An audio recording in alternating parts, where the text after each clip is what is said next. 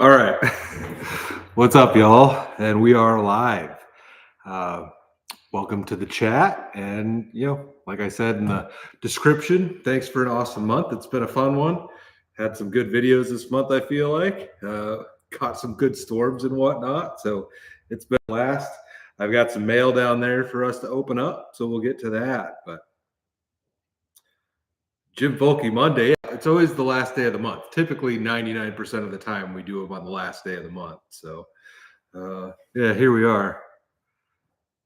Anthony, the garage needs a disc basket. I could put something up outside. It'd kind of be fun to have something like that out here, but we'll see if I ever get to that. Like, we're, I think I said it on the last one, we're this close to getting our other house completely finished and rented. We're making contacts now with potential renters.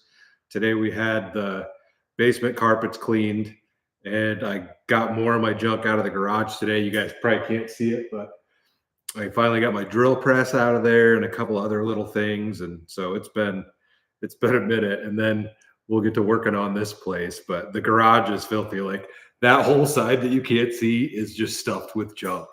And then there's still so much work that needs to happen outside, but it'll happen. I've got to rent a couple of dumpsters. I need to get a mini excavator that I'll have to rent, so we have a bucket to pick up a lot of that old barn and get it out of here. But I'm excited to look through all that stuff, and then hopefully I can pick one up. I'd like to get a metal detector and start metal detecting around here. I'm sure I'll find tons of trash, but you never know what you can find. There could be something cool laying around here. But yeah, what's up, everybody? Minnesota, California, from the UK, Joanne from the UK, Sedalia, Missouri, Ray Perry. I went and got the boat. You should have watched the video of the cast iron resto. I showed a little bit of the boat in that video, but it's sitting out there. We'll get to that shortly. I was hoping to get the van out for the next video,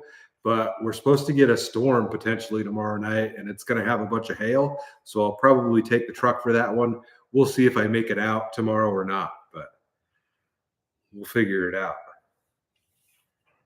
Kevin Toller, what is slow mode? It's so that somebody can't just spam the comments. You have to wait. I think I have it set to 10 seconds. So you personally can only comment every 10 seconds. Like with these live streams, I could restrict it so only subscribers can view and comment. I can do members only live streams and stuff like that. So it's just so we don't get some weirdos in here that we have before, and they'll just ding, ding, ding, ding, ding, ding, ding, ding, ding. And it's just trash, and you got to kick them out. But Travis Orton in the chat, what's up, homie? Thanks for the donation.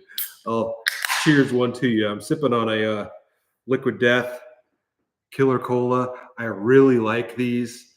The Killer Cola, I mean, it tastes just like pop, but this whole thing has 4 grams of sugar, and a big pop like this would probably have like 45 grams of sugar in it. So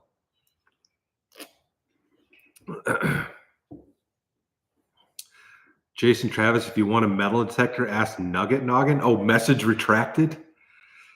Justin Case from Ontario. Chip Woods. Hey, I'm a weirdo too. Before I got the new plate on my chopper, my license plate said weirdo. I probably got laying over there somewhere. But Ray Perry, I didn't say you were a troll, but there are some trolls. It's sad though that they don't have anything better to do with their time than troll people or be like that. But it takes all kinds, right? I got another koozie in my pocket. Spam koozie. Rodney Bills, am I looking forward to mowing season? Not particularly, but with all the trees that I have on this property, I don't know how much we'll actually mow. Like I'll mow the side there and the side over there. But we'll just see how that all turns out. The house did come with a riding mower. So I've got a rider that I can use. So it's not going to be too terribly bad. I do also have a push mower from the old place, but we'll see how that works out. I'm not super excited for it. I don't love mowing. I paid at the old place. I paid the homie Greg to mow the lawn every week because he's got a lawn care business. He's not going to come out here and do this one. So I'll have to mow it fairly regularly. But there's also the plus side that I'm not in town, so I'm not like on city regulations where you have to keep your yard looking super nice. So we'll see. Brian Roddle, thanks for the donation. I appreciate it. Did I say that right? Roddle, Radel. Cheers. Jim, yeah, I'll probably do some camping here. It'll be like, I won't sleep in the van or the truck here because that would just be silly, in my opinion. But there are some ideas that I've got floating around that would probably be a little bit too weird to do at a public campground. And those will be perfect here. And like I said before, I'd love to build a tree house. So we'll see if we can find an appropriate tree for that. I'd love to build a little hobbit house and stuff like that. Or even just a little cabin, like a shed cabin would be cool. Something that I could put a wood stove in and, then maybe go out there if we're getting a terrible storm or something in the winter and hang out in that. But we'll see when I get to that. Like I said, there's a lot of work that needs to be done here. As soon as we get that other place rented out, then I'm going to start on the garage, uh, get a garage door opener put in. We'll get a lift put in. I'm ready to do it. It's just there's nowhere to put the lift at this point with all the junk that's in here. So we'll get to that. And then I'm kind of trying to decide if I want to paint the entire garage on the inside. Like it is white. It probably looks a little bit yellow on the camera. I don't know if the guy was just woodworking or if he smoked in here or what, but the walls are kind of dingy. You can wipe them off, but I might paint the whole thing a different color. So if you guys have suggestions on that, let me know. Cummings L. Anthony, cheers. Thank you for the donation. I appreciate the support. JC and SC, I'm definitely going to hang a hammock up outside with the trees. But I'd also like to get like one of those home style hammocks that has the frame and then the hammock has like the bars, so it's just flat. Because if I use like one of the camping hammocks, it wraps you up like a little burrito, and that's not as comfortable. Like if you're just hanging out, I don't feel like. But we'll see how all that goes. I could build myself a frame or whatnot, but we'll get to it. Root beer, you like the way I say root beer? People get weird in the comments, like, why do you say y'all or you shouldn't say homie and this like that? Like, oh man, some people's mindset I feel like is super weird, but yeah. And every time I say jalapeno, somebody feels the need to correct me on that because they don't get the joke. But it is what it is. Corey Brumfield, thank you for the donation. I appreciate it. Yeah, like Ray Perry says, if you're watching, hit the like button. It'd be a whole lot cooler if you did. Travis, why do I ride a Sportster? Because I'm one of the cool kids that doesn't care what other people think about me. I didn't have to buy a shovel head or a pan fed to feel like I fit in. Jim, thank you for the donation. Money for more sassafras. Yeah. Root beers and sarsaparillas are good, man. I appreciate the donation. I've got to try a bunch more of those. And you can find like little small town, small companies that make root beers and stuff like that. And so I've been looking for more of the off-brand stuff that I guess I showed you that in the shrimp video. We found that weird sarsaparilla. But Travis, oh, you don't got a pan? Knucklehead. Yeah. It's hard. It's expensive to fit in with the cool kids, isn't it? Diego Silva, yeah, that's sweet. Somebody sent that in on the last live stream, so I figured I had to get that up since we're not in our normal spot. Like the old ones. I've got all the junk is pretty much sitting out here from in the basement for the old lives, but we'll probably just end up doing them out here. I know that it does echo out here, but we might end up hanging some stuff. Well, I'm for sure going to hang stuff on the wall, so hopefully that brings some of it down. I'd like to get a giant American flag to put up on that wall, which I guess you guys probably wouldn't see. And then like banners from other companies. I'll probably hang up some stuff like that. I'll hang out license plates, although I don't quite know how or where I'm going to do that in here because I'm not going to drill a million holes into these metal walls. But Lord Duncan, dude, ease up on the butter on your shrimp taco. Yeah, I know somebody had to say something about that. Thanks for the donation. Yeah, anytime I eat something weird like that, somebody has to make a health comment, and I get you guys are concerned about that, but the heart attack that I had nothing to do with the food that I was eating, and it was the fact that I was chain smoking cigars. So, but people have to focus in on something, I guess. But I appreciate your donation and your concern for my health. You guys, you'll have to understand that these are videos, and I'm doing this for entertainment, and it's not how I always eat. Like tonight for supper, I had a Caesar salad and then chicken and rice, and it was very, very healthy. So it is. Yeah, you don't have to worry so much about what I'm eating. Just enjoy the video, I guess.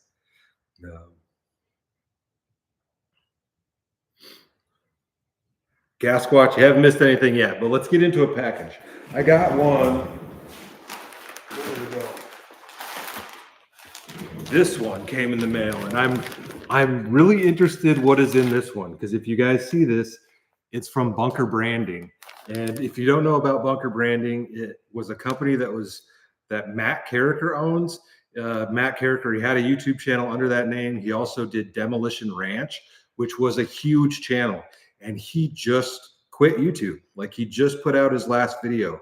He'd regularly get 1 million views, and he's been doing it. I don't know. I think he said like 15 years. And he finally said, I've achieved all my goals. I'm going to move on and hang out with my family.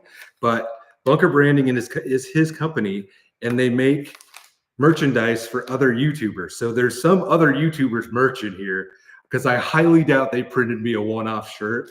I would love to work with this company, but they require a minimum of 500,000 subscribers for them to do your merch. So we're a bit of a ways from that. But if you're not subscribed, definitely subscribe.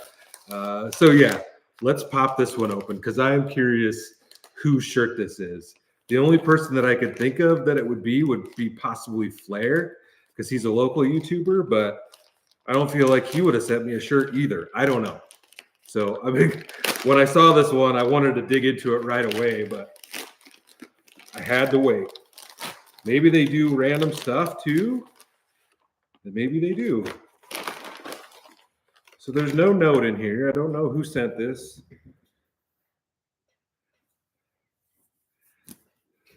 What is it? Dirty Mike and the Boys? So that must be a YouTube channel? I've never heard of it, to be honest with you guys, but that is a cool shirt. It's got a raking on it. Dang old raking's taking over. What does it say? No deer allowed. All right, now I got to look it up and see who Dirty Mike and the Boys are. They've obviously got a lot of subscribers.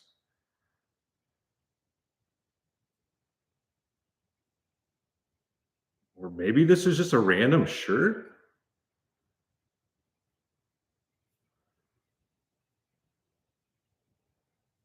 Maybe it is just a random shirt.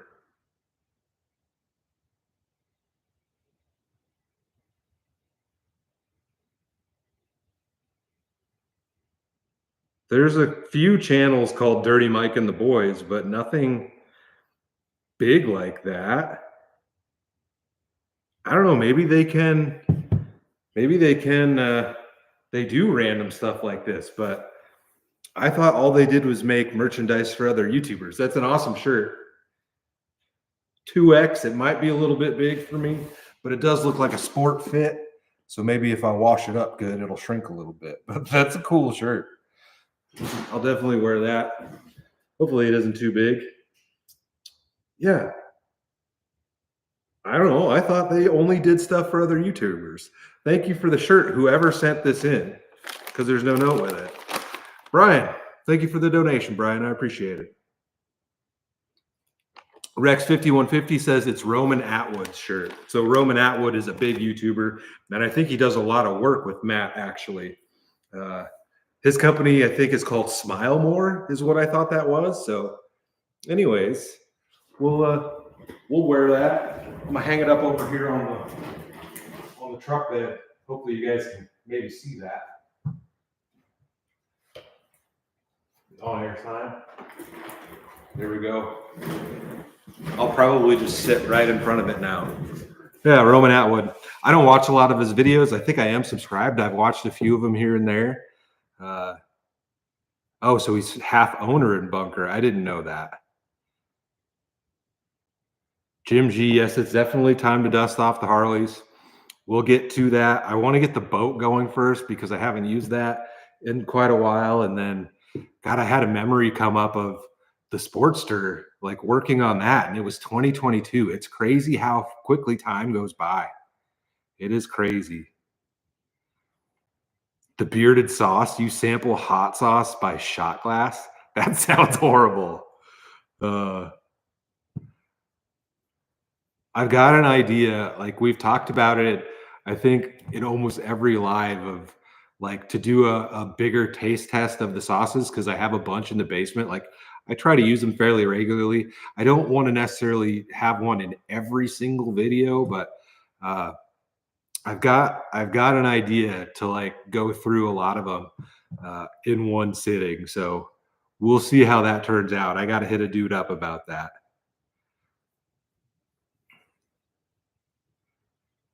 Cook up some raccoon. I don't know if I'd want to do that. I mean, I'd try it if somebody else did it, but I don't think I'd want to kill one myself and cook it up. D, I've tried the bomb hot sauce. All right, let's just pop another one open. There is a few personal packages, more than you usually get on these, but just in case I have not found any more trash pandas lately, just the one. Which reminds me, I set up 2 trail cams outside like shortly after we moved in, and I have not looked at them. I did take them down and I did look at them once, I guess I should say, because I had it set to video. And it was just recording crap, like trees moving and things like that. So I kind of changed the settings and I changed it over to photos. I should probably go look at those because I'm guessing the SD cards are full at this point. But I've got to remember to do that.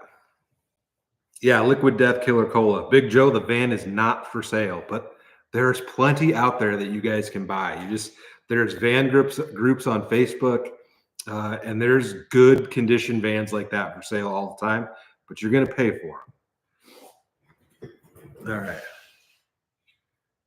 Juan Ramos, I never had like a legitimate race car, but this was a local street racing group, starcityracing.com. It's been gone for years. I had a 2010 Evo 10 that was full bolt-ons, wicked white, Evo X, I guess most people call it. I had an 01 Dakota RT regular cab. That thing was pretty fun. And I did have a 2009 Civic Si 2-door. That was full bolt-ons and tuned. That thing was really fun. And now I've just got the hog ass truck with 495 horsepower in the van, which needs 495 horsepower. I don't know if you can see the back of the shirt. Check that out. But I'd love to build like a legitimate race car. We'll see if we do that at some point.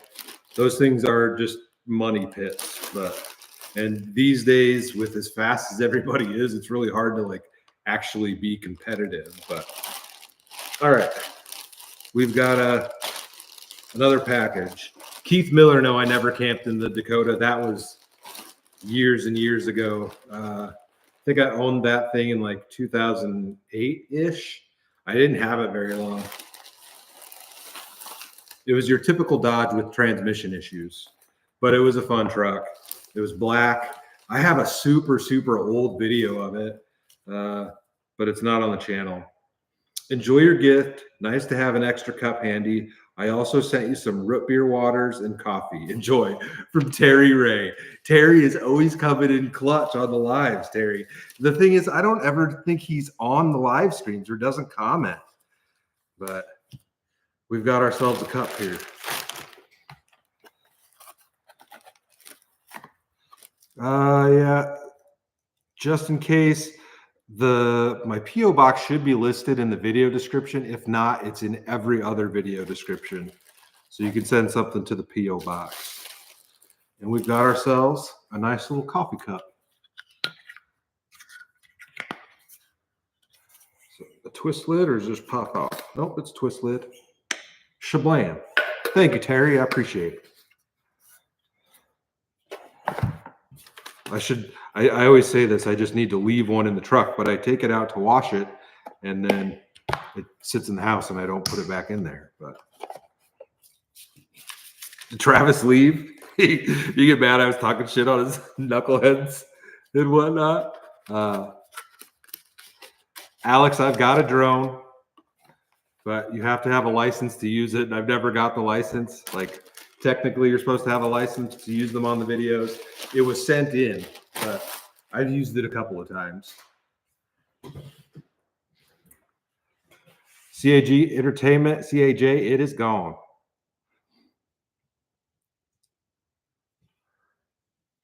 Keith Miller, I try to read all the comments. I read as many of them as I can and get back to you guys.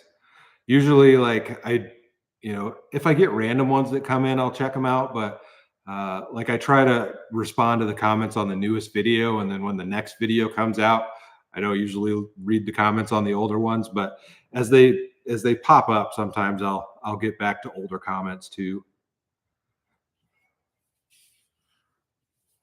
Dakota Wolf, you're welcome. I enjoyed fixing that cast iron. It was a good time. I think I'm going to do some more of those. I don't know if I'll put them up on the channel because that's the thing that sucks about YouTube is you get an audience that's so into one thing, and then if you put out anything else, half the people don't watch it, and YouTube doesn't recommend that video to as many people. So like typically your average video that I put out will get 24,000 views in the first 24 hours. Pretty sure the last one did. But like the cast iron video, I think it's got like 12,000 views total, which is fine. It just, when you do that on the algorithm, it's harder to pull yourself back out of it because YouTube's like, well, people didn't enjoy your last video. We won't recommend your next one to quite as many people. So I should just start a second channel to do random stuff like that. But then I'm sure somebody would be like, why do I got to subscribe to 2 channels?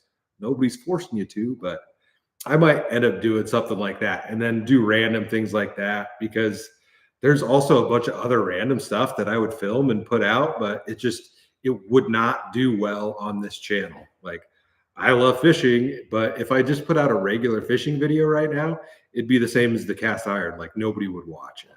So,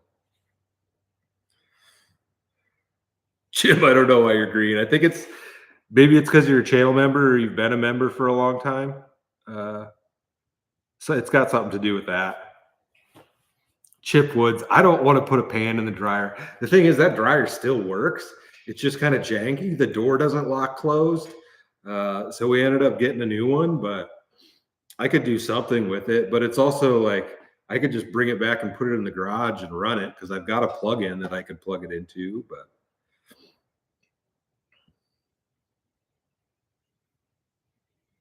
Mark M. Yeah, we'll see. I think I'll probably start a second channel at some point, and then we'll put up a bunch of random stuff on there. Like today, I almost filmed the crap I was doing today, but like it wouldn't perform. I need to build a burn barrel, which is just, I need to cut the bottom of the barrel off and start lighting stuff on fire. Like that's just not going to perform on the channel, like you would hope it would. It's sad that I've got so focused. The channel is so camping related that you do anything else and it just doesn't work as well. But people like what they like. I can't blame them. I'm glad that they're here watching those videos, Gym time, make some pizza. I cooked a pre-made pizza over a campfire for one.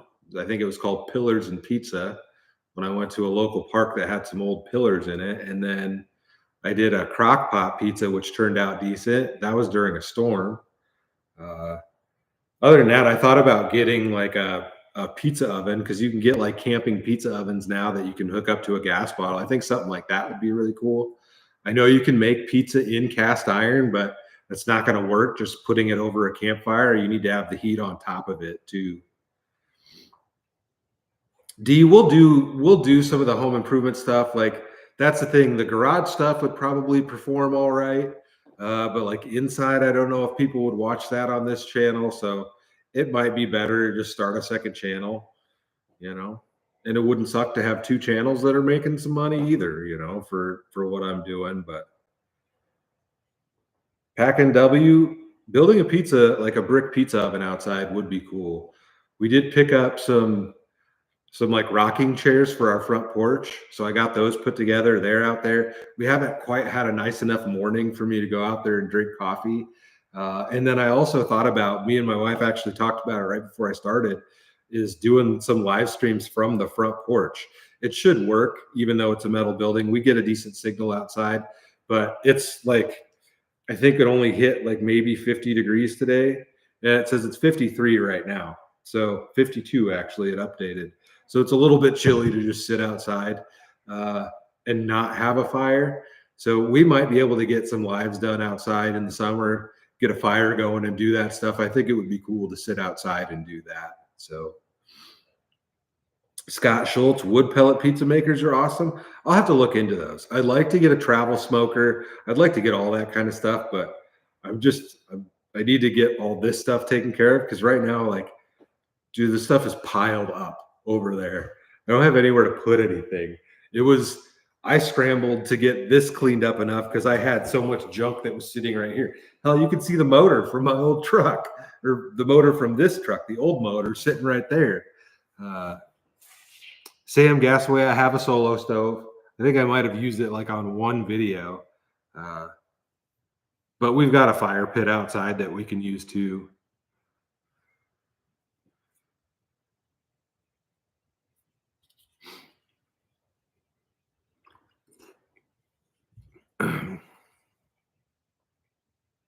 Car lift and motorcycle, one wildfire could maybe sponsor.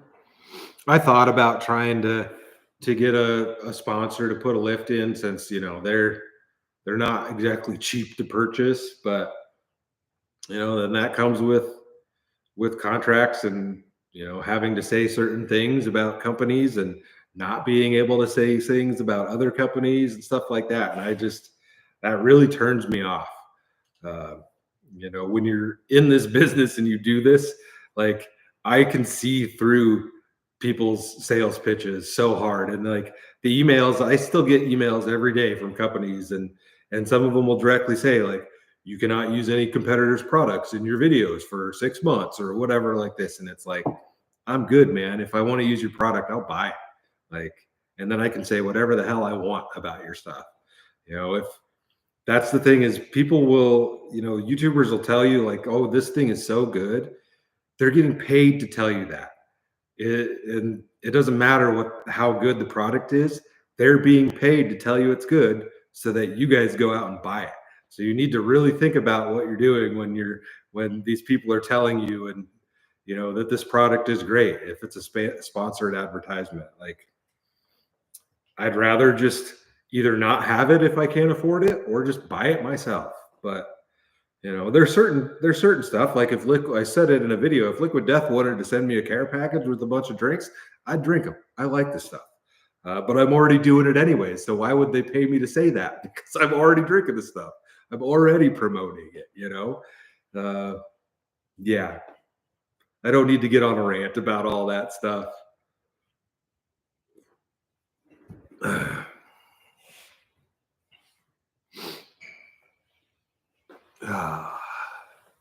Hot sauce fishing video. Every time you catch a fish, you do a shot. No, thank you. All right, let's get into another one here. This is a personal package from Tanner the Redneck, from Redneck Gypsy Adventures out of Illinois. It says media mail.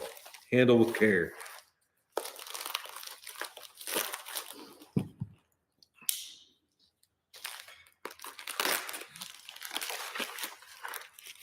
We'll get Travis on the channel again, guys.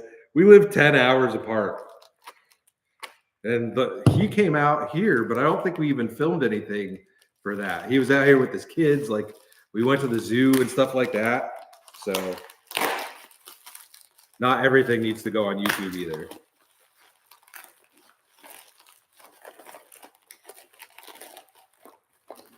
Fishing with Mickle, yeah. Like, companies will still send you stuff and you can say that, but What I'm saying is if it's a paid advertisement, usually that doesn't work out like that. But if I'm going to get on here and promote somebody's product like that because they're sending it to me, I think I should get paid for it. And so I've just stayed away from that stuff. What do we got in here? Looks like park maps. What are these? Candy cigarettes?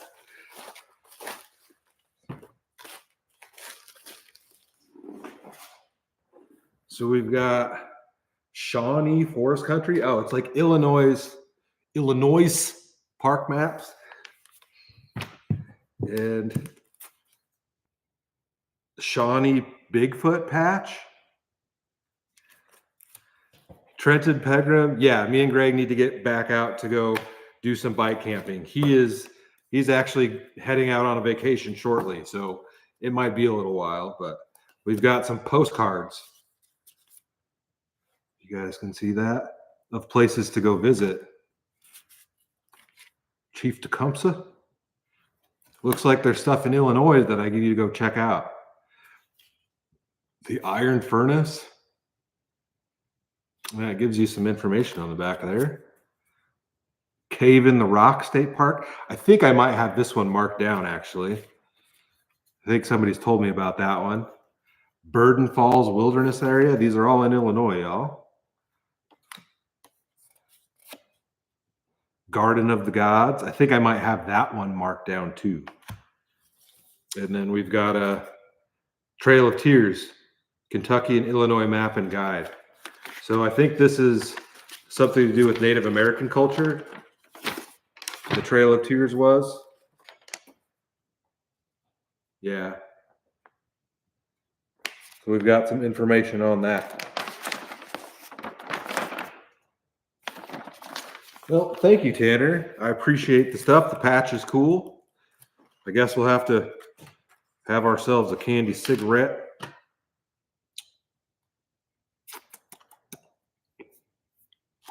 Remember, these used to be like, they were like open enough or whatever on them that you could like puff out dust on them. But Roundup candy stogies.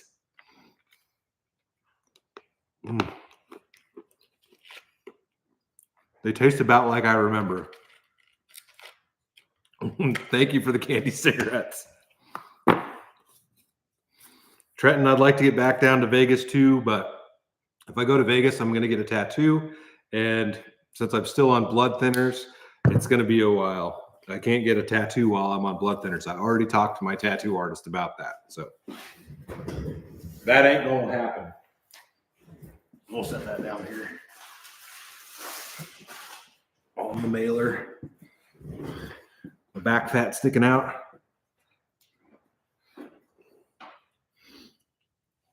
Chalk stick nostalgia, yeah. KLM Mills. Oh, yeah, I don't remember gum cigarettes. Maybe it was. But yeah, I remember they had like a powder on them. I thought you could like blow through the thing and it would kind of puff out a little bit of the candy powder. Cheers, Andy Lorian. CGTI grad from Tucson. Tucson's a good spot, man. I'd like to get back down there again. That was shortly before the old heart attack.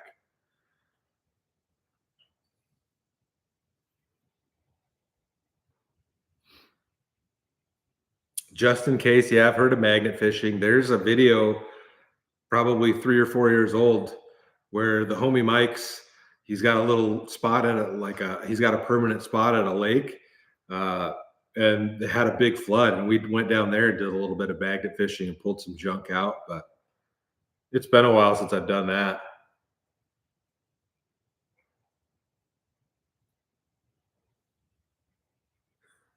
Joseph Dover. Manscaped is probably one I would never take because I've seen so many of their ads. Like, and that's another thing. And it's just me personally. Like, I hate watching commercials. Like, there's so many random videos where a person breaks out into an ad break and I'm done with the video at that point. And Manscaped, like I've been over advertised by that company so much that I would never purchase their products.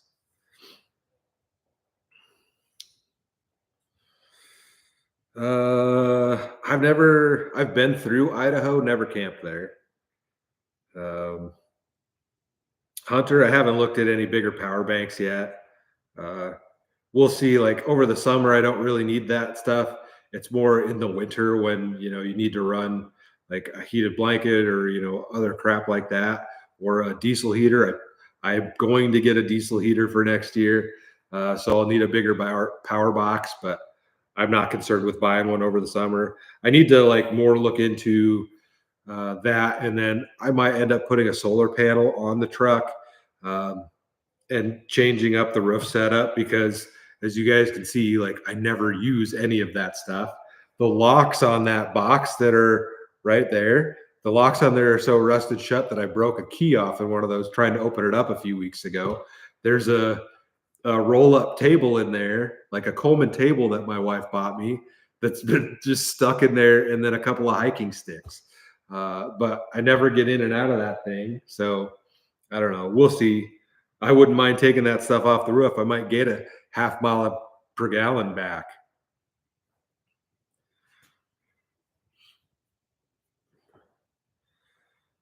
Jeff Grabick, I've used a air fryer. I did the air fried salmon, right? That was in the air fryer. Yeah. So that's like, I don't know, within the last couple of months I used an air fryer.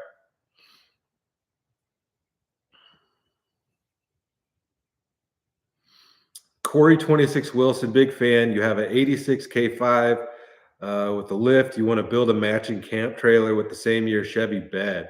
What is your opinion on to start it out? Just do it, man. Get the bed, and you could put a tent on the bed. You could build it like you could get a pop up tent or whatever, or you could put a topper on it. Just get out there and do it. You'll figure out what you like or dislike. Because the way I camp, not everybody's going to camp like that. Not everybody's going to be comfortable doing that. So it's really up to you and what you want to do with it. The biggest thing is just getting out there and trying.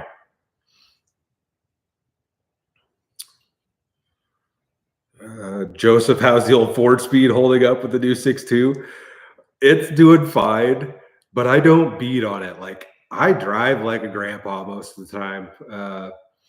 Like I rarely floor it around. Like this thing now with the old motor, dude, you could put your foot in it and it would go, but it wouldn't be anything crazy. With this 6.2, like from a roll, like a 20-mile-an-hour roll, even going that fast, I can floor it and it'll break both tires loose. So if I beat on it too much, it's gonna blow up. But I'd rather not replace the transmission anytime soon. But if it happens, it happens. We'll probably at that point put a 4L80 in it since it's got the 4L60 now, or we might try to go to a 6-speed. We'll see how that all works out. Really, the next thing I would like to do to the truck as far as mechanicals go is a gear swap. The 373s with the 35s is not great. With the extra power of the 6.2, it's a lot better than the 5.3 was, but I'm going to probably go a 430 or 456 gears with it. So I'm just waiting on the homie Brock to do his. He did his rear end, and he's got to finish his front end. And he needed to get a tool to do the front diff on his Escalade. So once he gets that done, it'll be my turn next. So hopefully he gets it done soon, and then we'll get that done. And then that thing, it'll blow up the transmission at some point because then I'll probably be flooring it around a little bit more. Gas spots, yeah, 456s is probably where it's at. I need to do the math though. I mean, it would drive fine, but I also don't want it to be screaming at like 70 miles an hour. Our speed limits on 2-lane in Nebraska is 65 pretty much everywhere you go. Everybody drives 5 over. So 90% of the time I'm driving around, this truck is driving around at 70 miles an hour. So I'm just going to do the math to put it right where I wanted the RPM range and not be sitting there at like 2,700 RPM at 70 miles an hour because that's going to drive you nuts. So we'll figure that out. I think 430s would probably be perfect. 456s would be more fun, but it's probably unnecessary for as much as I drive. I only get 13 miles to the gallon as it is, and I got to run premium. So it's expensive to go on trips with that thing, but it's a blast, man. I wouldn't give it up. Bayou Kid, yes, we will camp on the boat this year. It's going to be uncomfortable because there's no, since it's the side console, we've talked about this before, but since it's a small boat and it's got the little rear deck and it's got the front deck and then it's got the side console, like there's no, like I'm just going to have to lay on the floor. There's no setting up a tent on that thing. Like, unless I just rig some trash up on top of there, uh, I'm not going to be able to be inside of a tent probably, which would be really nice with the bugs and whatnot that you're going to have on the water. Um, I thought, like, I had this fleeting thought, well, I could just magnet like a mesh screen over myself, but it's an aluminum boat, so that's not going to work either.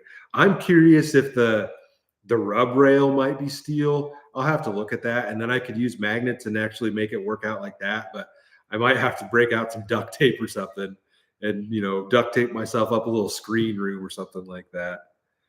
But Jason, yeah, a bigger boat would be nice, but for as often as I've used that thing, I'm not going to spend any more money on a boat at this point. If I bought anything else in the future, it would be a pontoon boat. Uh, Pontoon boat would be way more enjoyable, I think, for what I'm going to use it for. And then if you get, one that's not like covered in seats, you could just throw a tent on it. So it'd be nice to have something like that. My wife would enjoy a pontoon boat more, I think, than anything else. So we'll see how that turns out, but who knows? Need a dang old stogie. Oh, that's a full size one. Don't smoke, it's bad for you. All right. Get into another one. Looks like Moody or Moods from Altoona, Iowa.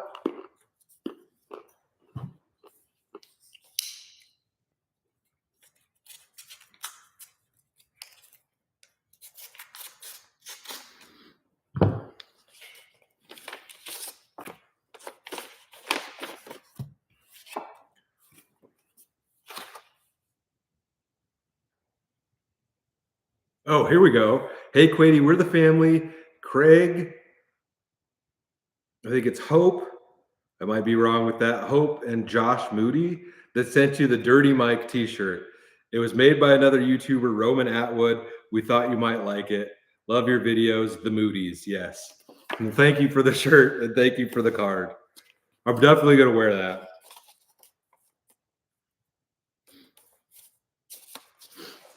I guess you don't have to put your name on your, like Roman Atwood doesn't need to put his name on it.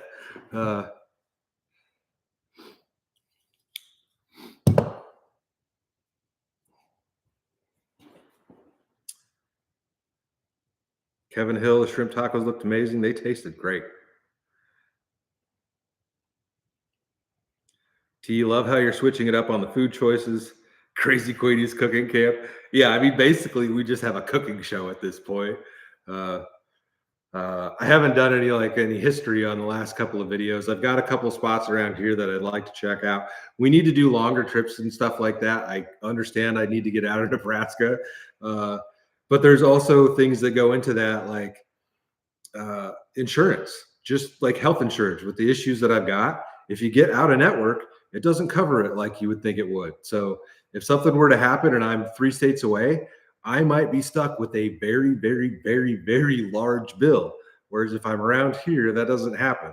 And we're not even a year out quite from the heart attack yet. So we'll get some longer trips in and stuff like that. But I definitely need to plan those out better. That I'm not used to doing that type of stuff. So I typically just wing them when I go out. Adventures with I can't see the whole name. I can't see your whole name. But thank you for the donation. I appreciate it. Thanks for supporting the channel.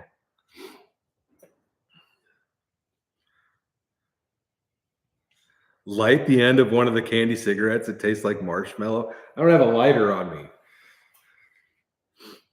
I don't know if I want to do that.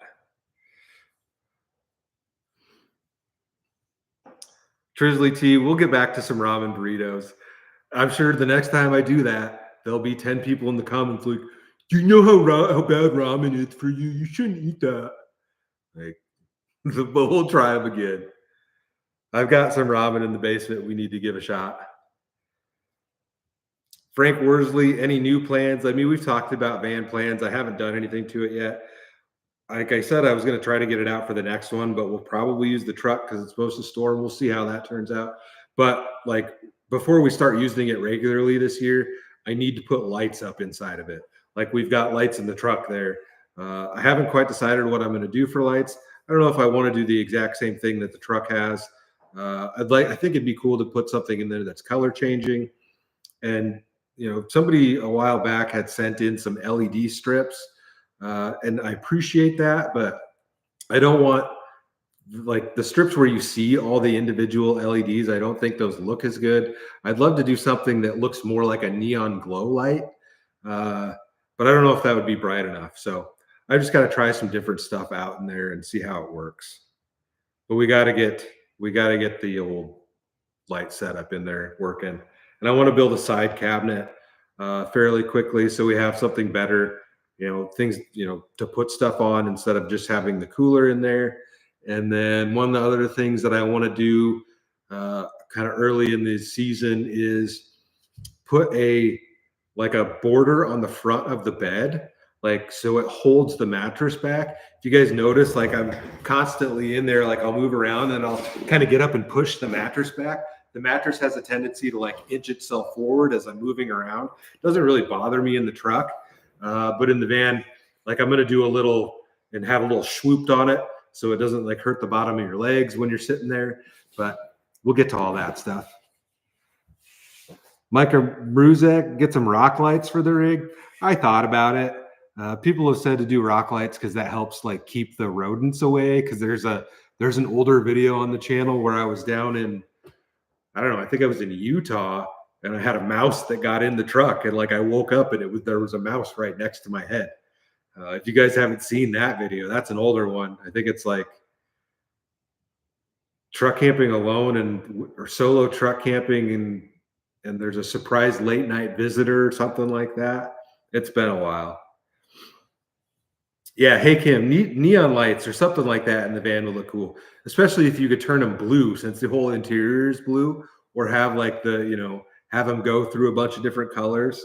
Like I don't want to just slap lights in there just to have lights. So I'm always behind on my seasons and when like things start to do stuff. But we'll get some lights up in there. I need to get working on that. It needs washed. It's dirty. You guys can probably see there's mud behind the tires and stuff like that. And then also like one of the major things I'd like to do this year is redo all the graphics on there because you can see on the door right there, some of the blue is peeling off. Jay Ulrich for the burrito fun. Have you ever tried Braunschweiger? Thanks for the donation. I think I've had Braunschweiger, but I don't think I've ever had it on a video. But we could probably give that a shot. I know it's not like people don't like it, but if I remember right, I didn't think it was bad at all. There's another thing somebody told me that I needed to try, and I'll give it a whirl. It's like some surströmming. It's like super stinky canned fish, but we'll try that. Rex 5150, the van needs a chandelier. If I had a high top van, I'd consider it. But it just like I'd hit my head on it all the time. I don't know. I've considered 4-wheel drive swapping this and lifting it because there is a company that makes 4-wheel drive conversion kits.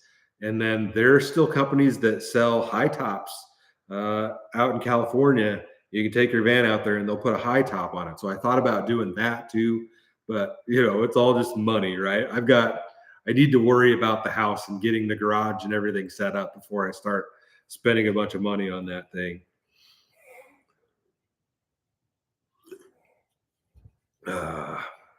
Diego, ever going to get Starlink installed? Maybe. That would be really good for longer trips. And the price just seems to keep coming down. So I feel like I just need to buy it. And then, because you can do that for a month at a time. But I think for the Starlink Roam service, for the one that you can drive around, for what I would need if I'm going to use it to upload videos, I'm pretty sure it's like $150 a month just for the service. So we'll see. I definitely would like to have it, and then it would be something else to have around here in case this internet were to go out. But I think it would be cool to do. I don't know. I have a neighbor that I talk to, and it's an older gentleman, and like one of the first things he asked me was like, "How's your internet up there?" Because he lives down in the bottom of a valley out here, and like he can't even get a shot at the towers to get the satellite or whatever. Like we shoot our internet. We have a box on the side of our house that shoots straight at a grain bin, and the internet's on top of this grain bin, so you have to be in line of sight. Otherwise, our internet out here isn't great. That's one thing I do miss about being in town is I had fiber internet, and like it was so fast, so fast.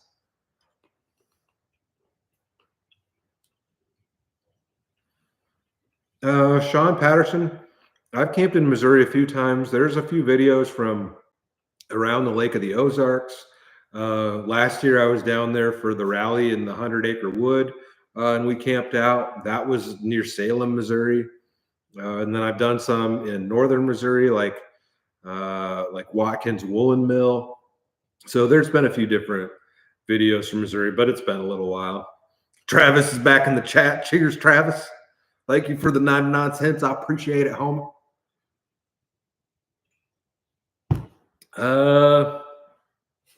Brendan ditto. Would I ever get a cast iron Dutch oven? I would. I mentioned in the video that I did the restore that my mother-in-law gave me a cast iron, and I called it a Dutch oven, but it does not have feet on it, and the lid doesn't have the ring around it to hold the coals in.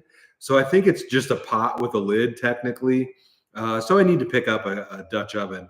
I think that would be good to use at camp. So that's on the list of things to grab. We'll definitely try that out at some point. Chaotic 79. I did camp in Texas when I went and bought the topper that I put on the Ford. So I think maybe one or two, probably just one video of camping in Texas. Like the first night that I camped in the Ford with the topper on it. I think I drove down there, stayed in a hotel, then picked the topper up the next morning, and then I camped in Texas that night. And then I think the next night was in Oklahoma, and then I made it home. Matt, thanks for the donation. We'll do another catch and cook soon. We are going to get onto the catch and cooks this year because it's been so long since I've done one. I think the last catch and cook I did was when I was driving this thing out, the truck out and I was in Colorado and it blew up. I think that was the last catch and cook. So it's probably been like 3 years at this point, almost 3 years. But we'll definitely do some catch and cooks this year. I just got to get back after it. Like my fishing game is so low at this point. All right, let's get to another package. This one is heavy. Every time I pick up a heavy package now, I have a thought that somebody's sending me cast iron stuff. That's probably almost 10 pounds. Amazon package, y'all.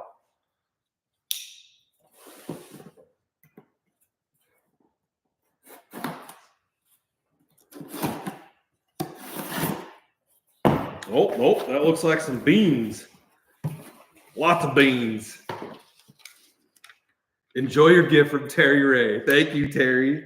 We've got a few cans of ranch-style pinto beans with jalapeno peppers in there. If you guys can see that. Pinto beans with jalapeno. And then we've got some refried beans, spicy jalapeno. If you guys can see that. We'll definitely eat these. I love me some refried beans.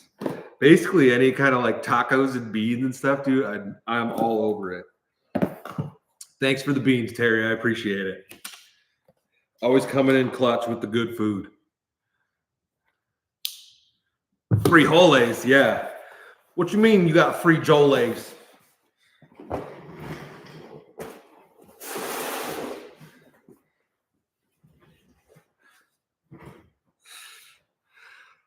Oh, Cindy O, there should be a join button somewhere. Like if you go to my profile, it'll say subscribe or join, or like if you're in the video, there'll be a little join button and you can do it that way. The crow's ears from Maine stickers are not, nothing is for sale yet, but we are making progress. Just in the last week, I got my reseller's license. You know, legally you have to have a reseller's license to be doing this type of stuff. So I got my reseller's license, and I also got my tax exemption from the state, so that when I purchase items to sell, I don't pay tax on the purchase. So I've got that stuff done. So we're slowly making progress. We'll have that stuff up for sale hopefully soon, like hopefully within the next 90 days. Uh, and we're working on getting more stuff like that. Just in case you have to have a reseller's license if you're selling products like that. Like, I don't know. It's just the legal loopholes that you have to jump through. So the state gets their little cut of it or whatever. But yeah. So I got the reseller's license and I've got the tax exemption for purchasing stuff. Like when I bought those stickers, when I bought that last set of stickers, I did not have the tax exemption. So I had to pay tax on that. And then I'll sell the stuff. I'll make the money off of that. And then I'll have to pay tax on that. So, if you get the tax exemption, then you don't have to pay tax on the initial purchase. So if you guys are doing any of that type of stuff, look into that. Travis, your bumper is sitting right over there on the floor. You either got to come get it or I got to bring it out there to you.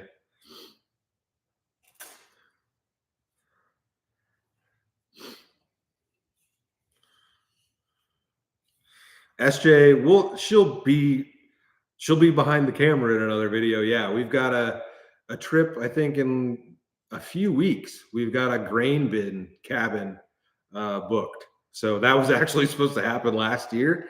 But with my old ticker nonsense, it did not happen. So that'll be coming up.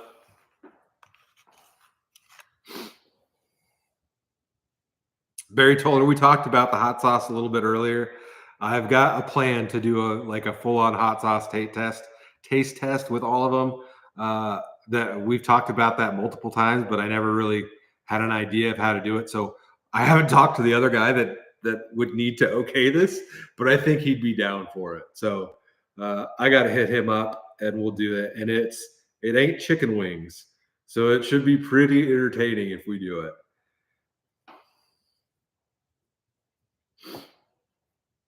Favorite candy bar? I like Kit Kats. Whatchamacallits are good. Snickers are good. I mean, pretty much any kind of chocolate is good. Not a fan of like super dark chocolate. Not a huge fan of white chocolate, but pretty much everything else is fair game. But it's been a while since I've had a candy bar, honestly. Just in case, my favorite hot sauce, I don't know. I couldn't tell you a favorite. I've mentioned before, I prefer the ones that you can use a good amount of the sauce. The ones that are just like hot to be hot to have a cool label and to sell it as a super hot sauce, it's whatever. Like, but those are definitely not my favorite. But a good one with good flavor that you can use a lot of to really get sauce on your whatever you're putting it on. Those are my favorites.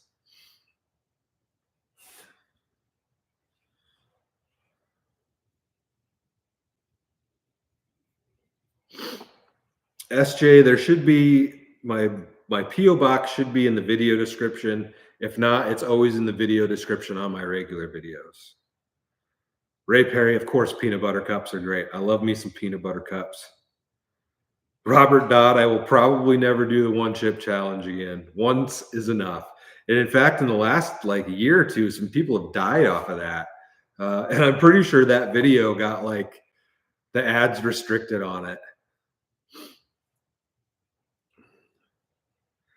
Bulldog, a crawfish boil. I'd love to do another one. I had video of one of them years ago with Travis. I think that was the first time I met him. He invited me to come out to his crawfish boil. I rode my Harley out there all the way to Wisconsin, and we ate some crawfish, and I slept on the floor in his basement. I think I think the video is titled like camping on a stranger's basement or sleeping on the floor in a stranger's basement or something like that. Yeah, we did a crawfish boil out there. So that's probably like 4 or 5 years old, something like this point. Oh, one ship got banned. I did not know that. It doesn't surprise me. Like, there's only so much that your body can handle, and with a company like that, they're gonna try to re-up it, like, make it hotter and hotter every single year, so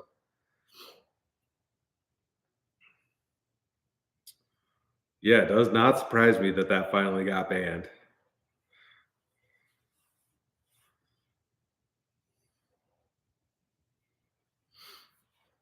Alex, I'm not changing my transmission if I don't have to.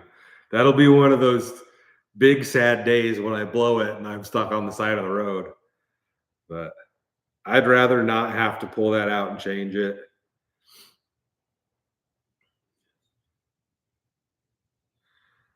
Brian, no plans for bikes this year, but we're definitely gonna get out and do some bike camping. Like I said earlier, the homie Greg, we got to get out and do another bike camp with him. Got to get Travis to do a motorcycle camping video. Uh, I guess we did go to the Hell on Wheels Chopper Show. But that was back in like 2022, so it's been a while for that one. But we'll do it again.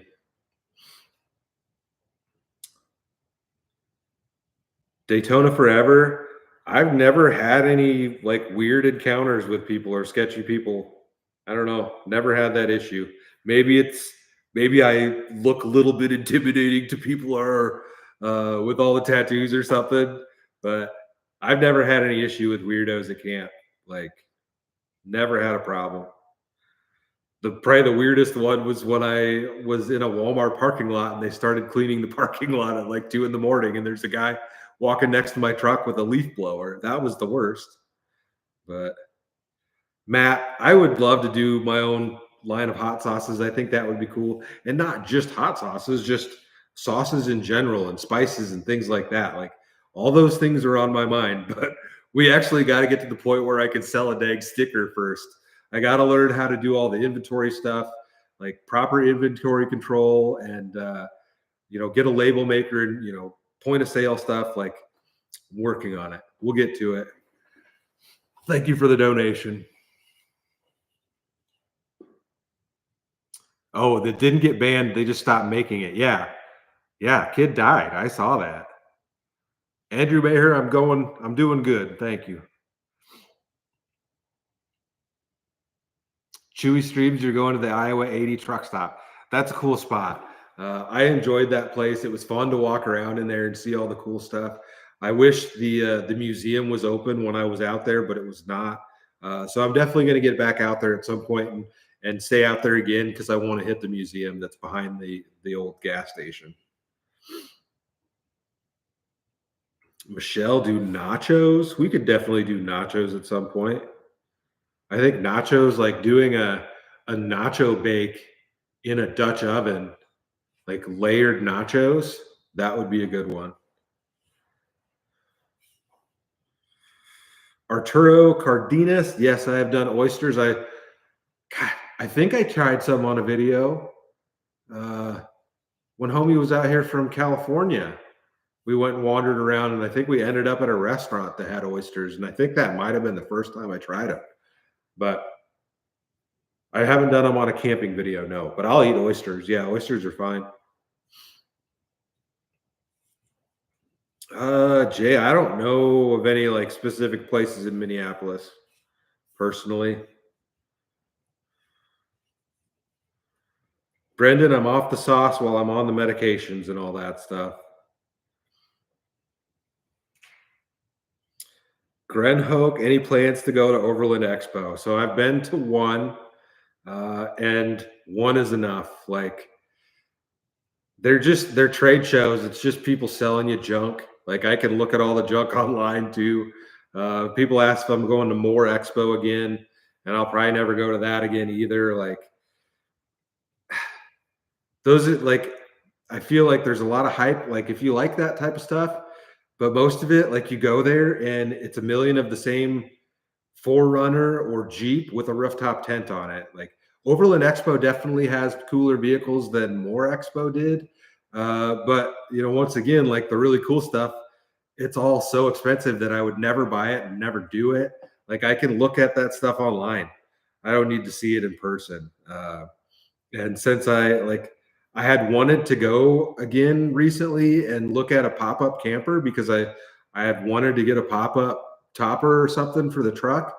But after borrowing Chad's Nissan and sleeping in his pop-up camper, like I have no desire to go back to anything tent related like that for a regular camping vehicle. So like to be honest, there is nothing at Overland Expo or any of that stuff that has any interest to me at this point. It's a trade show of people trying to sell you stuff. If you want to go see that because you want to go look at a specific product, by all means go for it. But there's nothing that with those things that interest me at this point. I'd rather just go out alone and go camping.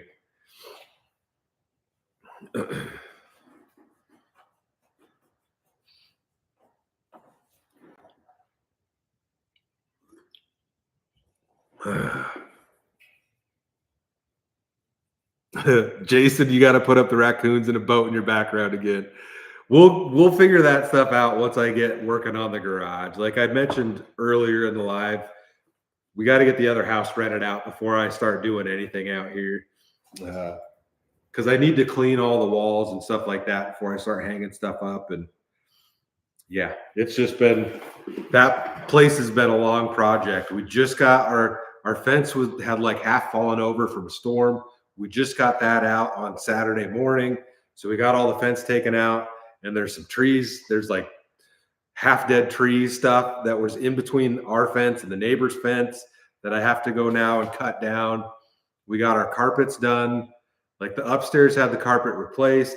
The basement carpet was barely used, but this morning I went out there and met the guy, and he steam cleaned the carpets. So I'm focusing on that place before I start doing anything here. And really, once that's done, my wife is going to want me to paint the whole inside of the house. But we'll get to it.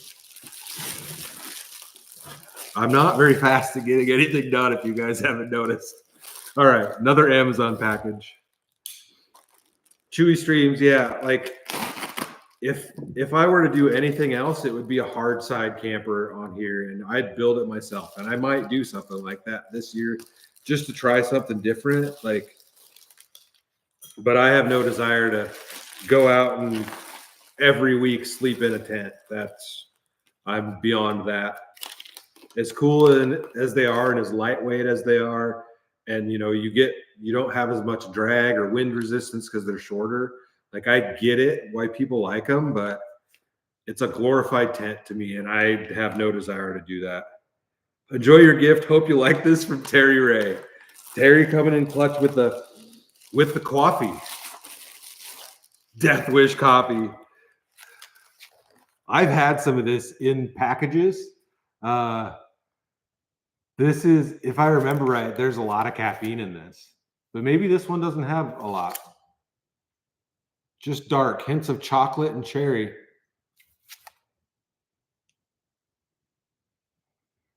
This one doesn't say that it's got like extra caffeine. Coffee caffeine for morning boost. I don't know. This one doesn't say it's got a ton of caffeine in it, but it's good stuff. I don't know if I've ever had like hints of cherry in my coffee. It's a dark one, but we'll give this a whirl. Thanks, Terry. Appreciate it.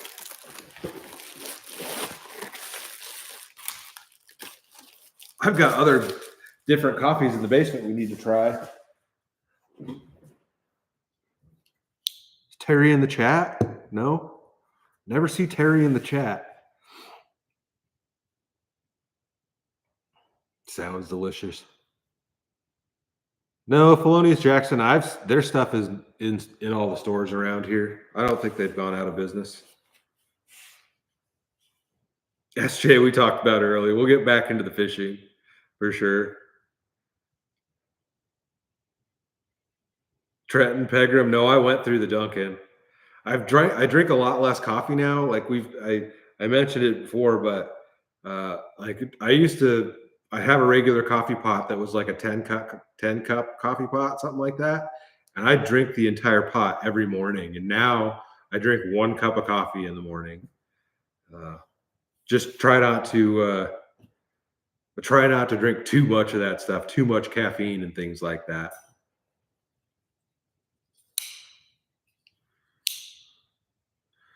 Danny Frog, I've got some Black Rifle stuff in the basement. I don't know if what they've gotten themselves into, but they seem like they have a lot of political posts, so I could see them having issues on either side of things. Fireside, sometimes I recognize names, but I'm terrible with names also.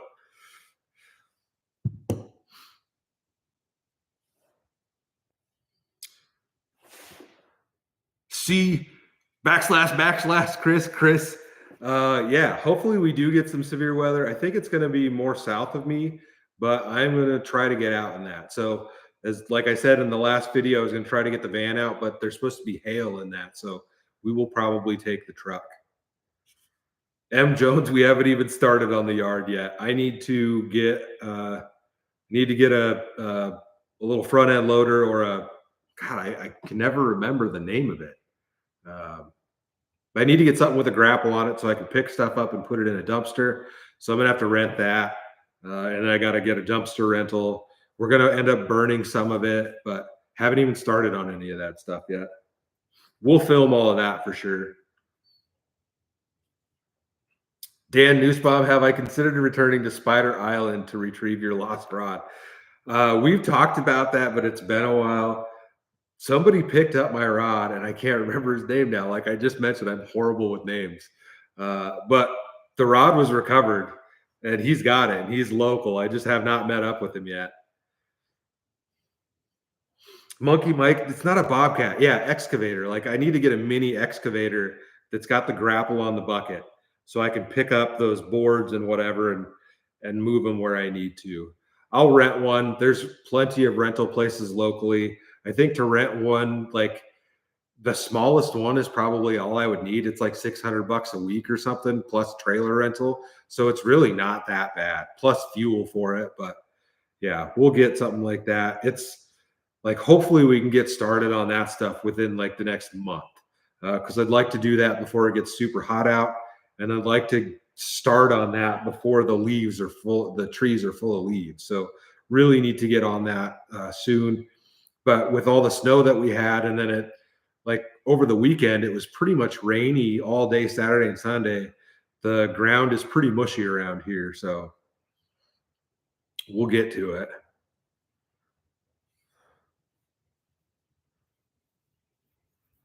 Ceiling fan flyer, still have the Honda. I have a Toyota. The wife's got a Toyota. We haven't had Hondas for a while, but we have had a couple of them.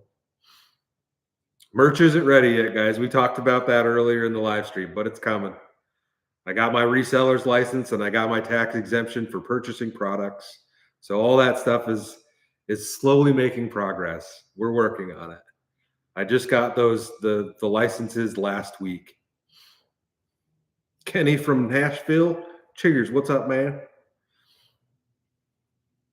Lon Bowers. Cheers. Love watching your videos. Love to one day meet you. You're a great guy. I appreciate it, Lon.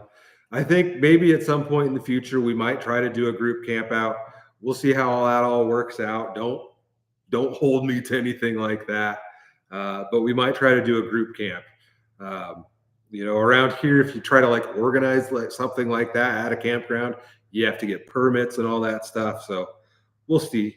We'll see. I think it'd be an enjoyable experience. But yeah.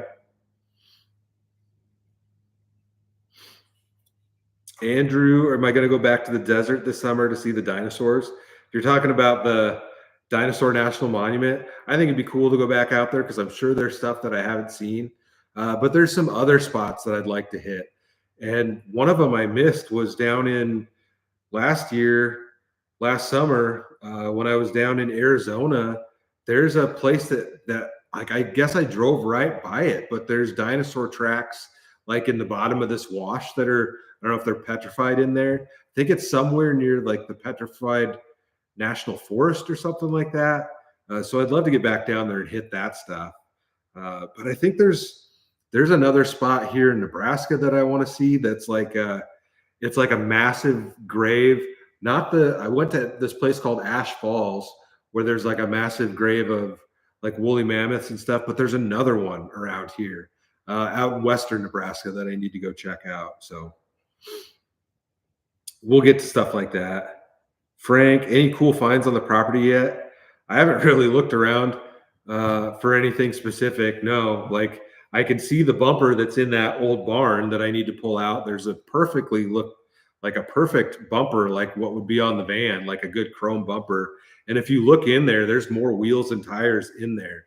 Uh, I was talking, or my wife was talking to one of our other neighbors, and he said, like, I had thought that the barn had just fallen over, but I think after the gentleman that lived here passed away and his family came in to get the property ready to sell, they pushed the barn over. So I don't know if what they took out of there, and I don't know what's left in there, but like you can look in the rubble and there's a bunch of stuff. Like I can see gas cans, like there's all sorts of crap in there. So we'll have a good treasure hunt through that thing. I did find out on the other side of the barn, there is a like a stand up that I think it would have been a water line at some point, but there's a metal pipe coming out of the ground.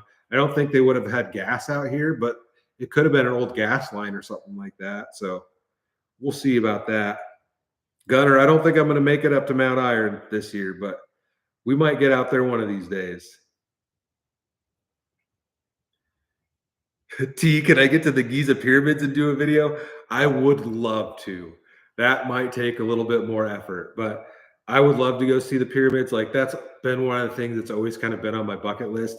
And then now, if you guys are following anything about the pyramids, they just released some stuff about some scans that they had done that they're supposedly like big tunnels that are going down, like I think they said like something like 2 meters into the ground, and that they can see via this lidar that there's more chambers underneath there. But the way that they like the government and I don't know their antiquities people keep that stuff locked up. Who knows if we'll ever in my lifetime know what's underneath of there, but we'll see. I would love to get out there and check that stuff out.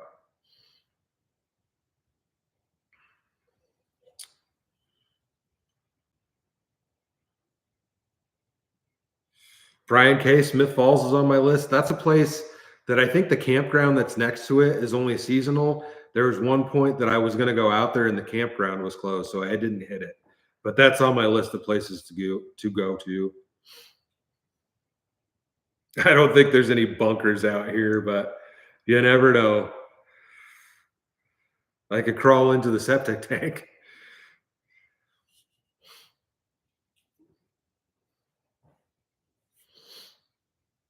Brian Martin, cheers. If you ever see me out in public like that, don't hesitate to stop. I do have some stickers in the truck that I've been giving out to people that I've ran into in public. So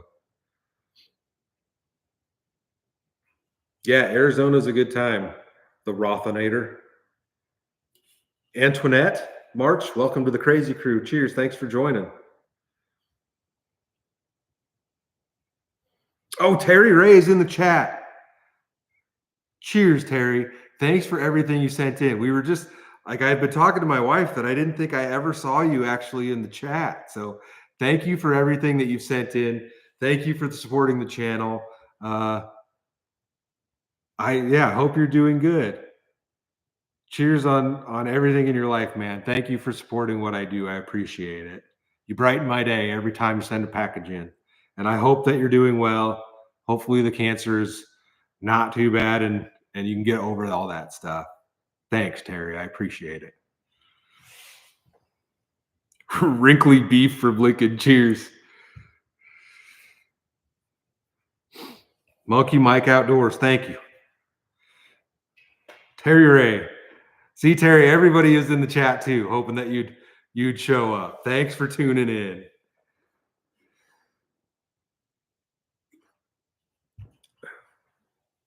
Harvey McCarter from the south side of Chicago. I need to get back out to Chicago at some point. It's been a long time since I've been there. Go see the old Bean again. Uh, I don't think I'd want to drive my truck through there again, though.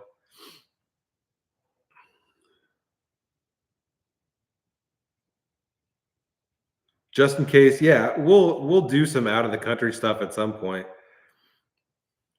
I was hoping to like this year was going to be the year, but I don't think we're going to get to any of that stuff this year.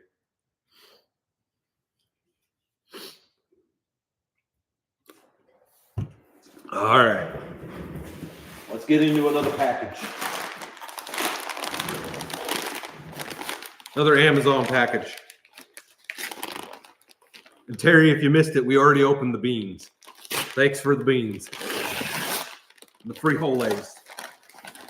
And the cup. I think you set the cup in. Yeah.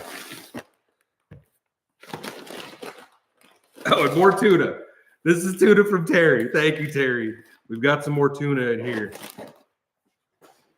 I've been eating a lot of tuna. I ate some of the tuna today for lunch. I made myself some little tuna quesadillas.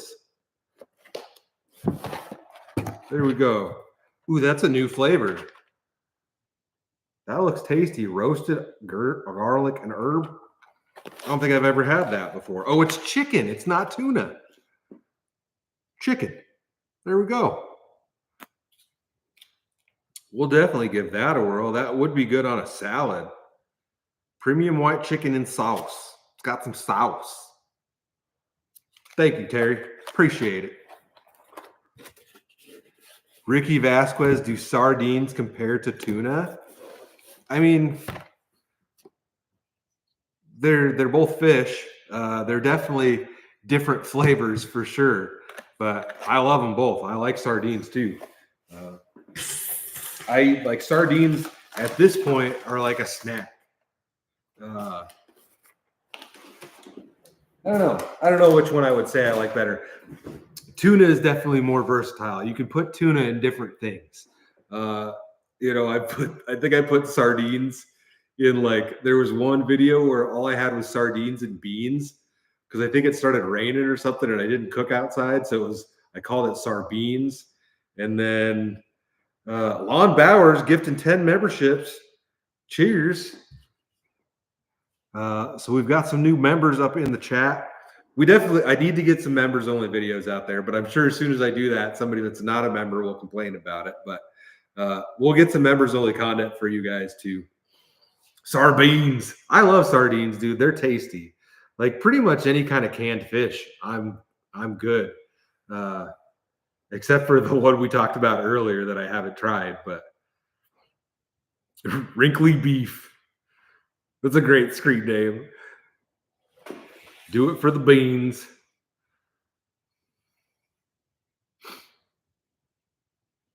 Barry Toller, I've got a couple of like Bigfoot places marked down that I'd like to go check out. A couple of different museums.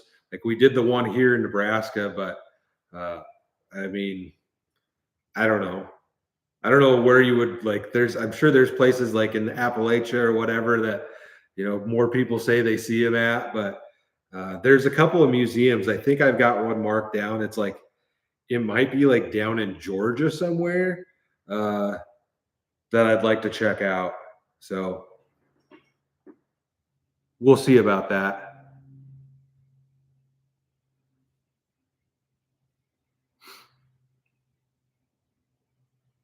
James with the donation. Cheers. Thank you for supporting the channel. I appreciate it. Arturo, I haven't had tuna casserole in a long time, but yeah, I've made it before. Team One More, yeah, we'll end up getting something bigger for next winter so I can run a diesel heater and stuff like that. I don't feel like I need something like that for over summer. Like I'm not going to be able to run an air conditioner or anything like that on a power box for long enough to make it worth my while. So, but we'll definitely pick something up like that for next year. We talked about it a little bit earlier in the chat. I might end up switching out all the junk that's on the roof of the truck and putting a solar panel up there so that I can keep something like that charged too.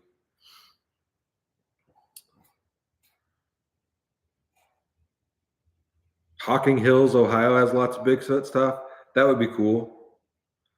SJ, we're definitely going to start a garden, probably slow. We'll probably do it pretty small this year. We need to get the property cleaned up first. Michelle, I have not personally seen any raccoons on the property, but I'm pretty positive I saw raccoon prints outside. I mentioned it earlier, and I had completely forgot about it for a long time. But in the middle of winter, I put up a couple of trail cams, so I need to check those and see what's on those. Samuel, try a Puerto Rican dish. You got any recommendations? I wouldn't even know what to cook. Jerry Johnson, yes, always thinking about it. I had all that crap out of the truck today because I had to go pick up stuff. I was moving stuff, some more crap out of the old house, like drill press and stuff like that, out of the garage, and I was like, I'm just not going to put any of this crap back in there, but it all went back in because I needed the floor space in here. But yes, I'd like to redo the whole thing. Like I'm really considering building a camper for the back of it, so maybe we'll start that at some point. It'd be nice to get, like I had talked about earlier, it'd be nice to have the lift put in, have a lift put in, because it would make it a whole lot easier to remove that topper, or build something and put it in there if I had a lift. I don't think I would build a slide-in camper. I think I'd just build a bigger topper, like build a tall topper to put on the back of it. There's a company out there. Let me look it up quick if I can. Uh,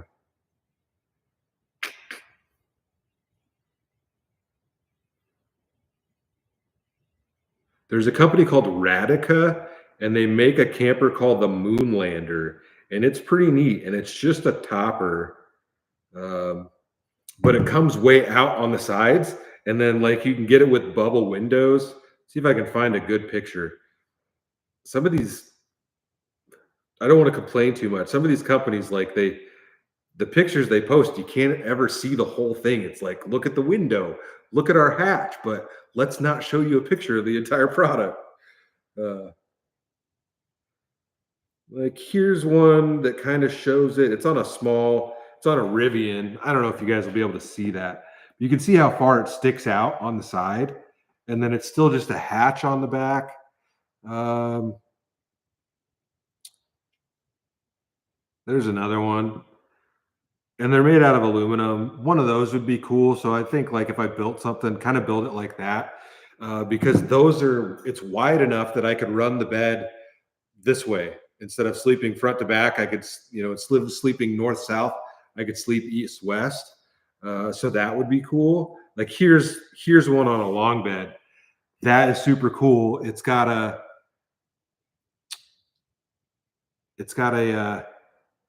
like a bubble window on it.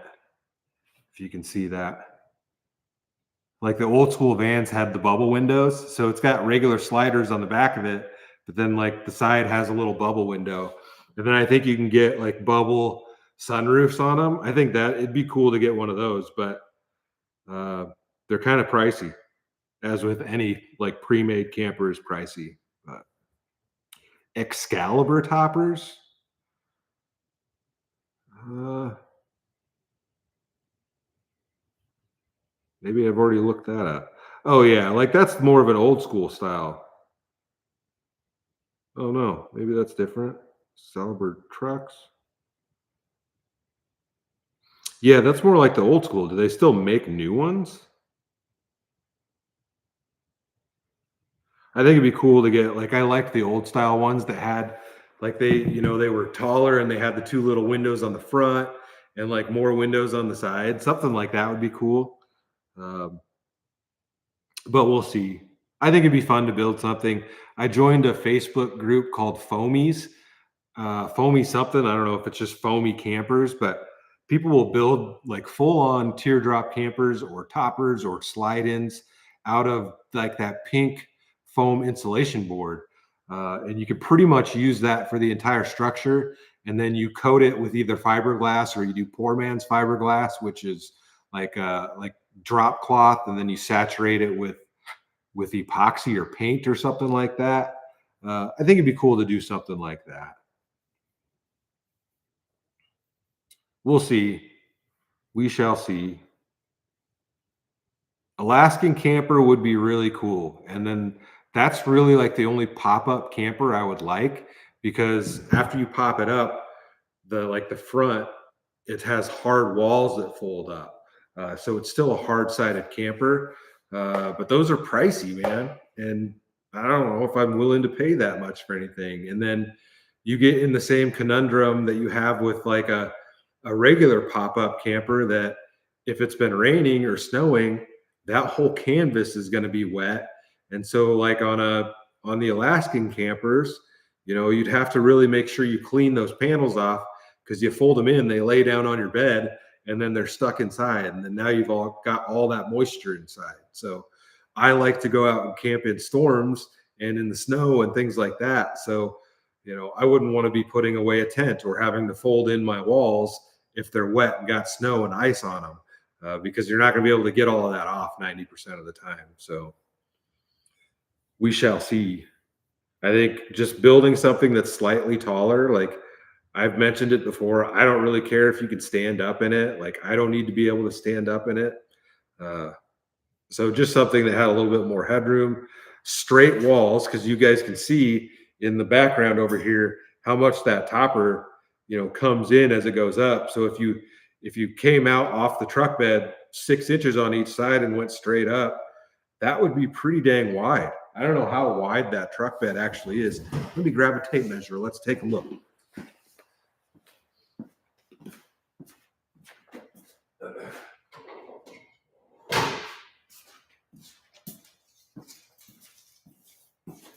So let's say I went as wide as like my wheels are sticking out.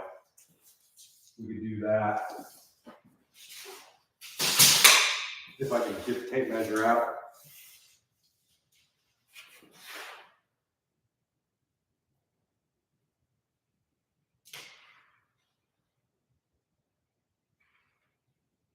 That's probably about right.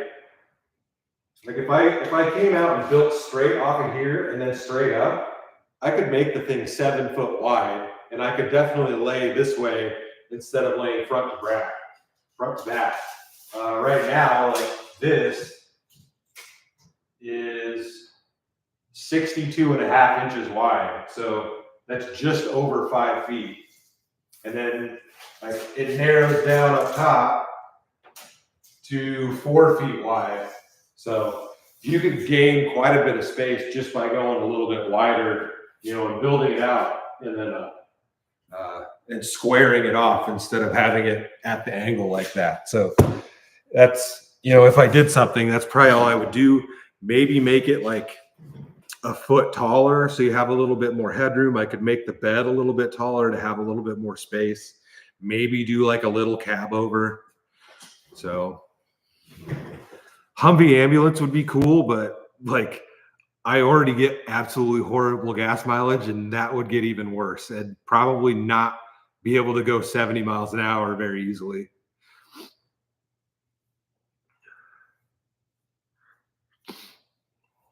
An old ambulance into a camper would be cool. So, you start talking on some of the camping pages like that, and everybody's like, oh no, because they're so gross. There's been so much blood in those and things like that, which is definitely a possibility. But a lot of the campers, a lot of the ambulances, you can't necessarily stand up inside of those either. Like they might be like 5 foot tall, but it would definitely, there'd be more room for sure. Did I miss something in here? No. The length of my truck bed, I think, is 78-ish, something like that. It's a 6 3/4 foot bed.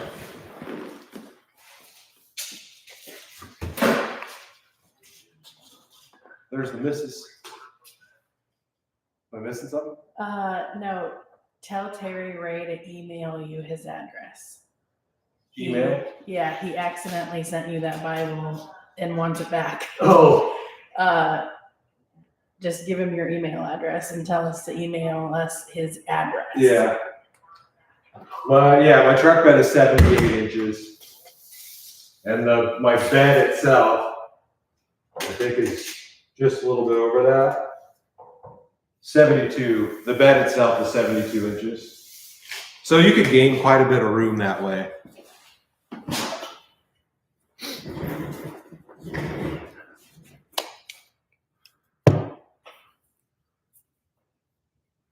Yeah, Lady Quady in the background. Yeah, Terry, if you're on the chat, my email is crazyquady@outlook.com. I'll put it in the chat here. Doesn't mean you guys need to all send me a bunch of crap because I'm not going to look at it. I get emails all day long, and 99% of them just straight up get deleted. Most of it's junk, anyways. Yeah, send me your address.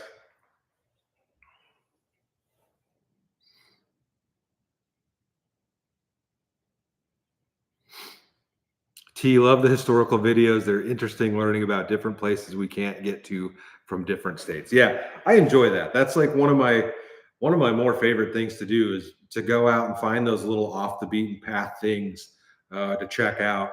There was a video not too long ago where I went to a historical cemetery, and then a couple of videos later, when I went to the Swede capital of Nebraska, I passed two different signs for historical cemeteries. So I'm going to have to go back out there and check one of those out. I marked one down. It looked kind of cool. It almost looks like it's private, like on private property, but I'll go check that out. So, Chris Swain, that ain't happening. I got snipped a long time ago. I am not for the kids stuff.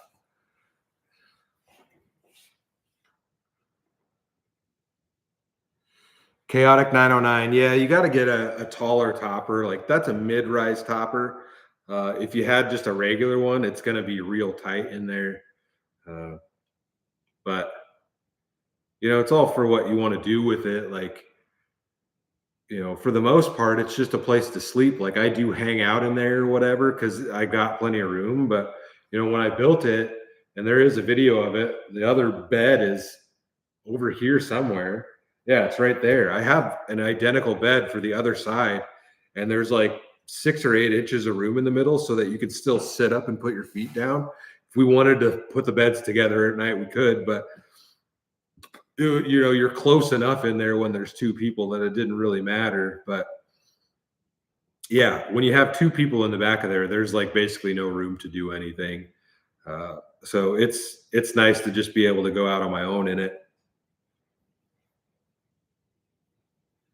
Wrinkly beef. Yeah, somebody said that in the comments that it's Oakland, Nebraska. I can go check that place out too. I've driven through there numerous times, but the sign there said that it was the Swede capital. So I had to check it out. MF, cats, dogs, and chickens. I'd love to have all of them. We'll see. Shannon Crook, thank you for the donation, Shannon. I appreciate it. Thanks for supporting the channel. Chuck from Bay City, Michigan. Yeah, I got snipped. I don't even know how long it's been.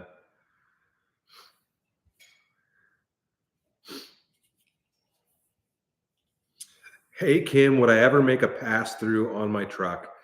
At this point, I wouldn't be against it because it's so rusty anyways. It wouldn't be a big deal to cut a hole into it. I've thought about like pulling the bed and everything off and just building a box that had a pass through. I think that would be really cool. The way it is, people will take the back windows out. Like you can take the window out of the topper, and then you can have the back window of the truck removed, and you can just put a rubber gasket around there. I could do that, but since the back of the bed isn't perfectly sealed, like you would constantly have stuff coming in. That's the only downside. Like you would need to build a camper out that's well sealed. I wouldn't want to do it with the topper on there. Like I feel like I need to unbolt the topper and squeeze the sides in, because when I put the back window down, like the gap at the bottom is getting bigger. But I think that's kind of normal with these toppers after a while. Like they just spread out on the bed rails. Like you can even kind of see if like maybe if you look close enough that like it comes out right here, and there's a good 1/4 inch right here that this should be in. But once you bolt it down, it pulls itself down and wants to spread out. So it's almost like I need bed rails on top of the bed that lifts it up like 1/2 inch. and then you could keep it pulled in a little bit farther. But when I close the window, like you can dang near stick a finger in here, you know? So it's not perfect. Like you can stick your hand in right here. You know, there's a big gap in it right there. But it's never been perfect. I don't think any of them really are. I've seen people that they'll get a ratchet, like they'll unbolt it, they'll put a ratchet strap around the whole topper to squeeze it together and then put it back down, which I might have to try doing that. But I think once I bolt the thing down, it'll spread itself back out again.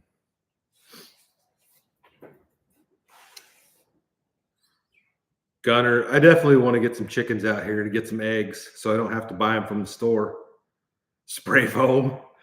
I wouldn't want to do that. That stuff is like, it works, but it's nasty, man. You get that stuff on anything and it's stuck there. But I think if you could build like a whole camper out of spray foam if you really wanted to.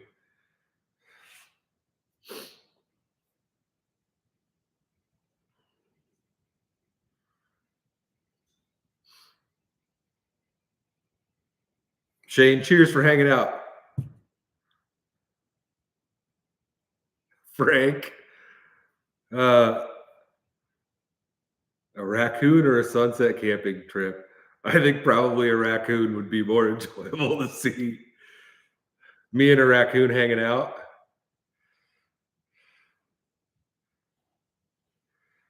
Yeah, eggs are definitely pricier than they used to be, but you know, everything is pricier than it used to be.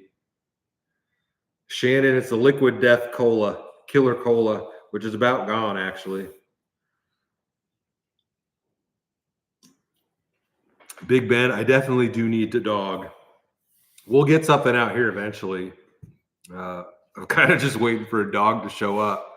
My wife grew up out in the country, and she said they used to have random dogs show up all the time that people would just dump out there. I don't know if that would happen out here, but yeah, we'll see. I'll eventually get one. Ray, we've got a couple more packages down there for sure. That one guy, I saw a blue jay today, actually. I've seen blue jays out here. We got robins and stuff. I've seen a couple of different cardinals. So there's all sorts around here. I haven't seen any like big birds like hawks or anything. I was kind of hoping we'd like maybe have an owl out here, and then he'd take care of like the mice and stuff like that. But I haven't seen any owls either. I caught one more mouse in the garage, but we haven't had any recently. Joseph, yeah, definitely adopt, don't shop. I don't need any designer dog from the store.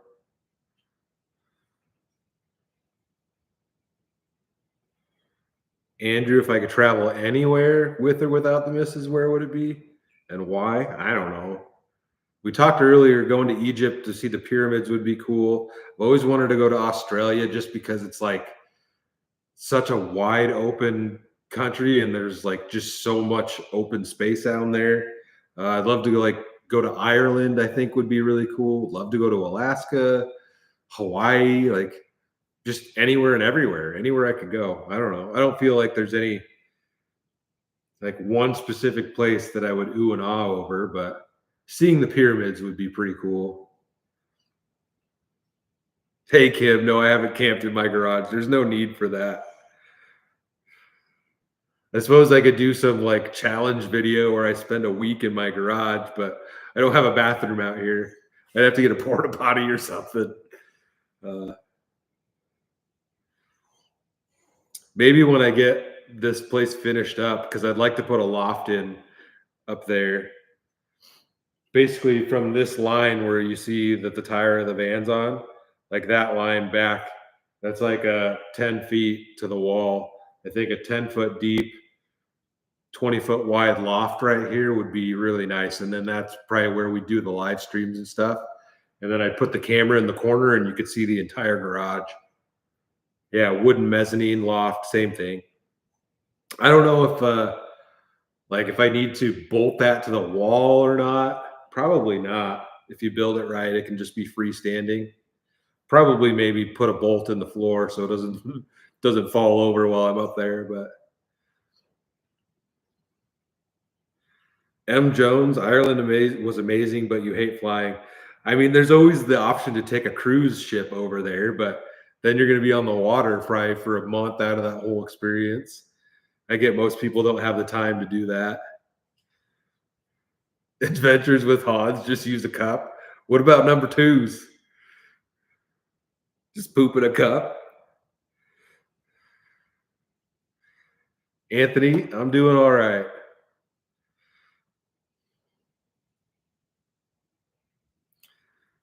French Polynesia would be cool.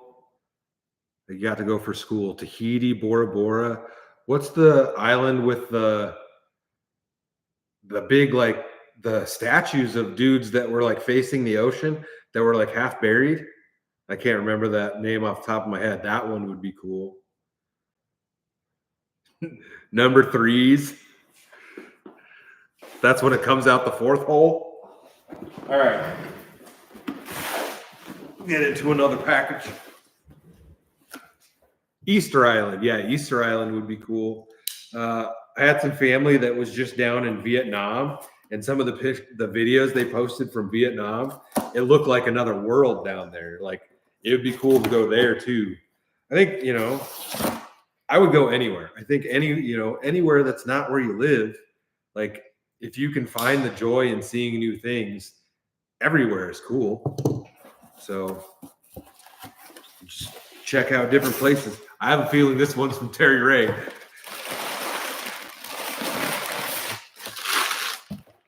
We got more tunas in here. Jalapeno tuna, sun-dried tomato basil tuna, and more of the Smart Bowl beans. There's no note in this one. It might be that other box might be with this one. We've got some more too. I'm sure this is from Terry.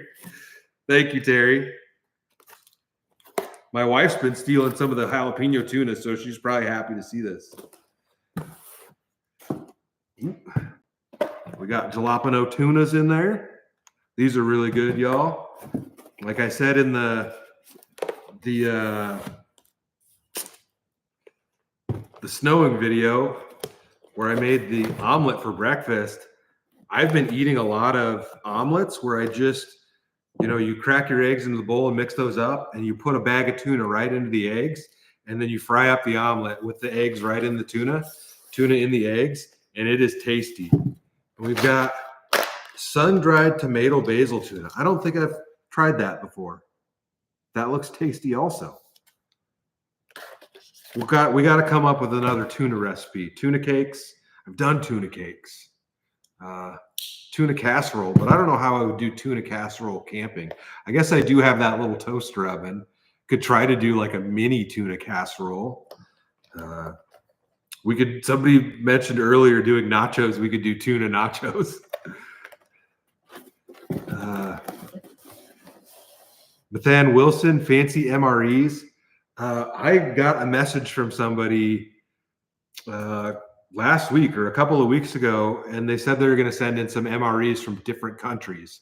Like, let me see what he said.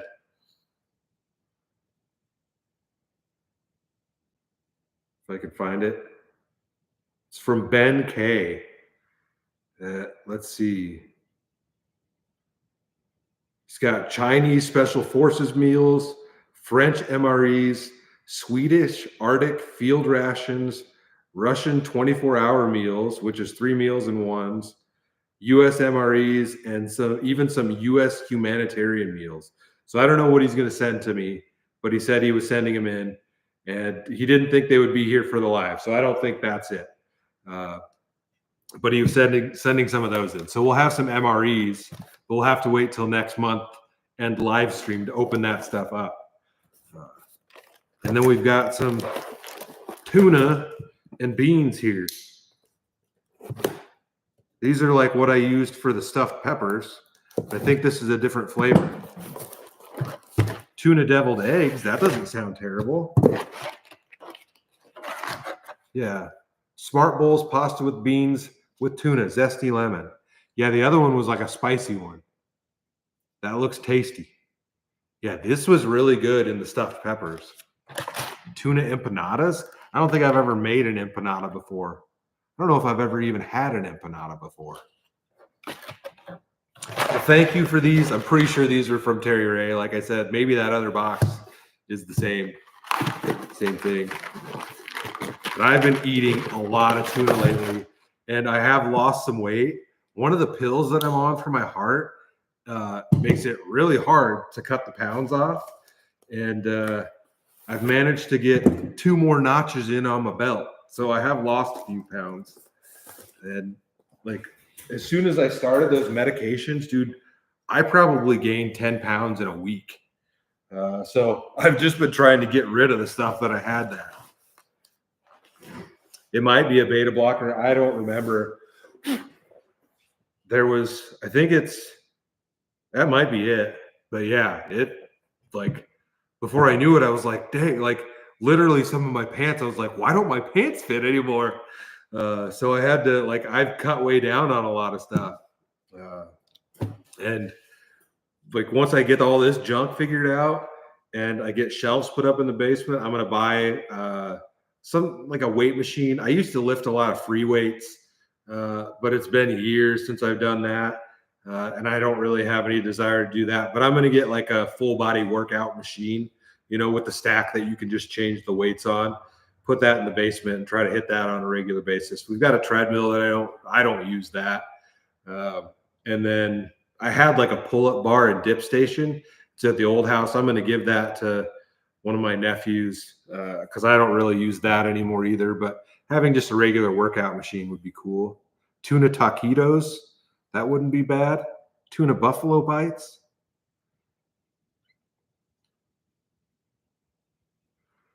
Yeah, there's a lot of tuna stuff we could do. Spicy bean and Vienna sausage burrito, just to piss people off. Yeah, some of the folks would come out of the woodwork on that.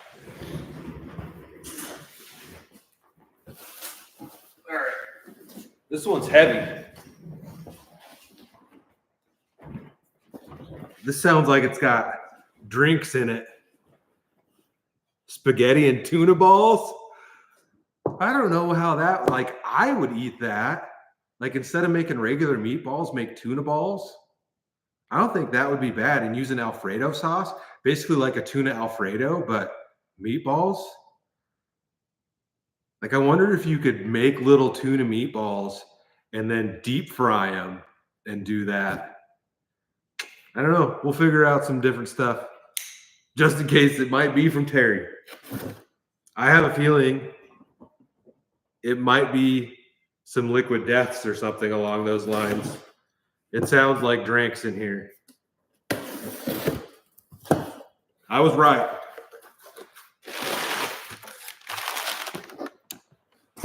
We got some Killer Cola in a 12-pack. And I dig how they do the artwork on there. There we go. And then we've got root beer rack. There's no note in this one either. Check that out. Yeah, I love their artwork that they put on the boxes, dude. That's part of it. I would assume Terry set these in, but I can't say that he did. But yeah, there's no notes in any of these. But whoever sent these in, I appreciate it. Terry, if it was you, thank you. If it was not Terry, thank you. Whoever else it was, I appreciate it. Root beer. Dang old root beer. If these were cold, I'd drink one right now. Like, I could drink a whole 12-pack of these Killer Colas. There's, like, I'd have no reason to drink regular pop anymore. Like, and, a can of pop, like, we've got a couple of cans of Dr. Pepper in the fridge that have probably been in there for 6 months at this point. They came from the old house. Like, I can't get through a whole can of pop because there's so much sugar in those things. But these things, in this tall boy, there's 4 grams of sugar. And this is 19.2 ounces. It's got 4 grams of sugar. So in 1 can of this, in a regular can, 2 grams of sugar, 2 carbs, 10 calories. So if you're trying to get off pop, like try these killer colas. They are really good. It tastes just like pop to me. You know, it's slightly watery because it's water, and it's not super sugary, but you get like it's got the sugar flavor to it. There is a little bit of sugar in there, but yeah, if you're trying to get off sodas, these are good. I could definitely wallpaper the garage with their box art. They got a dang old sponsor me. Chewy Streams. Thank you, Chewy, for the donation. I appreciate it. I'm actually just going to go ahead and pop open one of these root beers right now. Dang old dang. It's cold enough. It's been on the floor in my garage, although it says it's 64 degrees in here right now. I can't say, like, I don't like Diet Dr. Pepper, Shannon. Not a fan of that. I don't think I've ever had Dr. Pepper Zero.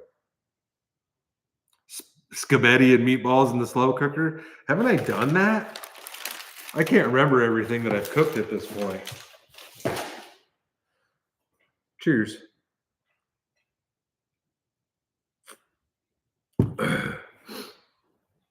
Joseph. Yeah, I've got a couple buddies that hunt. I need to actually try that at some point. I need to get or just buy another one. I've got the bow in the basement, but half the time I forget I even have a bow. And I got a target for it, but I took it over to Greg's place, and then we used it out there because legally I couldn't shoot it at my old house in town. Although the neighbors do it with their kids, but I couldn't be the guy that flung an arrow out, you know. But I need to get my target or just leave that one there so him and his kids can use that and go pick up a new target so I can do some practice out here. And I could do that every morning, like, you know, put 5 rounds through it, 5 shots through it. And then maybe this fall actually try to get a deer, you know, because there's absolutely deer that have come through this property. I don't know if they will now since somebody's been living here, but there's a good chance that I could just see one in my backyard and slick it with an arrow. Drink's good. The drink's good. Somebody asked me how the root beer was. I think it's tasty.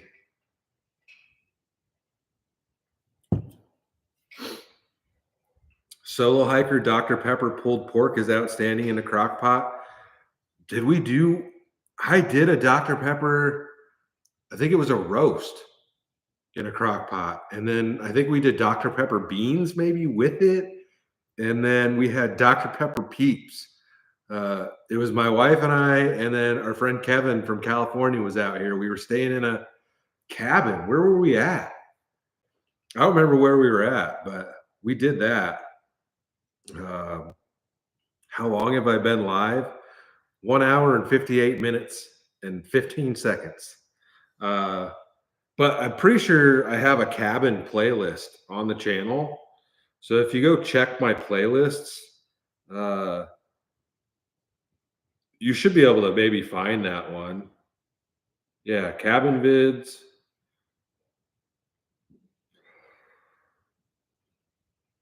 Overnight in a cabin, Dr. Pepper dinner is the name of that one.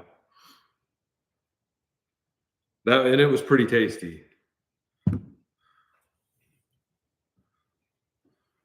Cube steak in the crock pot, that would be good. I definitely need to do more crock pot meals. That would be another reason to get a bigger power box so that I could do crock pot stuff and not have to be plugged in somewhere, because I'm pretty sure the crock pot that I have would not run off the power box in there. Root beer. Y'all like the root beer out there? I like root beer. St. Bernard would be cool, but my wife would never go for that. Like, she would never allow a dog that big in the house. My father-in-law had a St. Bernard for a while. They just, the bummer about them, I love them, and they are gentle giants, but the bigger the dog, the shorter the lifespan. And it's hard, you know, losing a pet like that, losing an animal is hard on you. So I'd rather not get something and, you know, 8 years down the road, it's gone already. Give me something that's, I had a Chihuahua that made it to like, what was he, 16, 15, 16?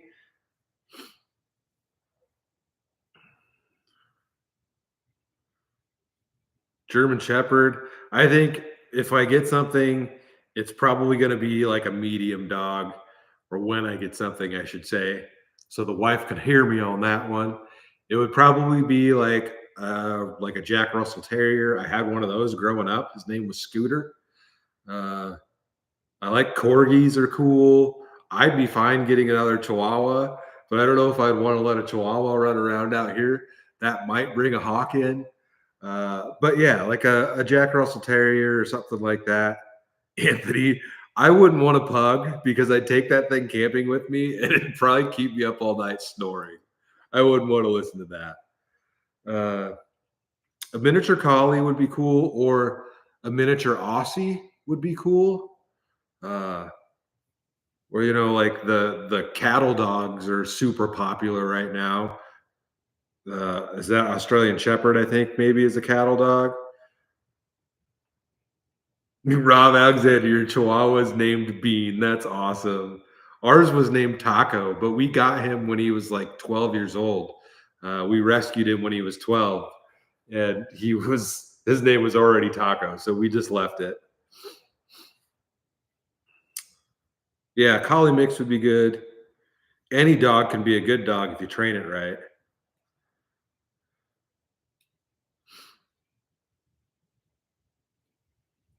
Did team one more, yeah.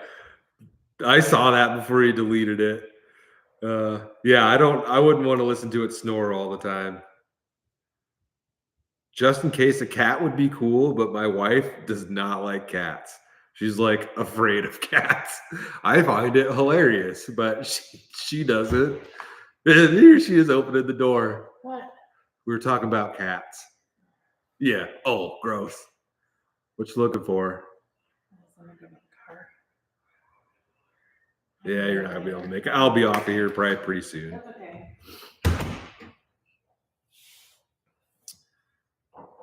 Corgi, yeah, I think a corgi would be cool. Boston Terrier wouldn't be terrible.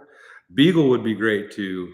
I think the thing is, like, my wife's not a big animal person, so if I want something like that and I want it in the house, it's got to be one that doesn't shed very much. So I think like having one with like the more natural hair, they don't shed as much. So a wiener dog would be cool. The only bummer about a wiener dog would be like I'd have to pick them up and in and out of the truck all the time. It'd be nice to get something that could jump in and out. So we'll see. Shannon, Lady Quady does not like animals. She doesn't even want chickens. Start back with the goldfish. We had a goldfish a long time ago.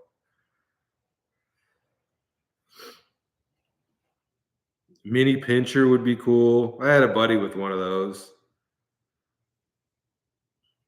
Labradoodle. I mean, a lab would be fine. They're not too terribly big, but the smaller the dog is, the less food they eat too.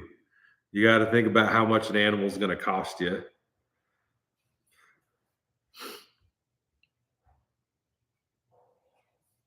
Lisa Bennett, I think like a Jack Russell Terrier, although that truck is pretty tall.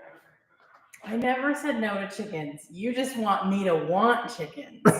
I just said you can want chickens and you can take care of them. It doesn't have to be my thing. She doesn't want chickens, but I can have chickens. I'm saying it's not supposed to be, it doesn't have to be my thing. I get it. I get it. Talking shit about me. I'm going to throw chickens at her when we get them. Talking shit about me. I can't say what I want to say. We won't have any roosters, probably, but. You won't like to be woken up at the crack of dawn. Bob. I wake up at the crack of dawn anyways right now. She got to give you your 2 cents. Get a dog that eats tuna. I think dogs could probably eat tuna. I mean, it's just fish. Mike Tilson, Thanks for enjoying the videos. I appreciate it. Thank you for the donation. Thanks for supporting the channel.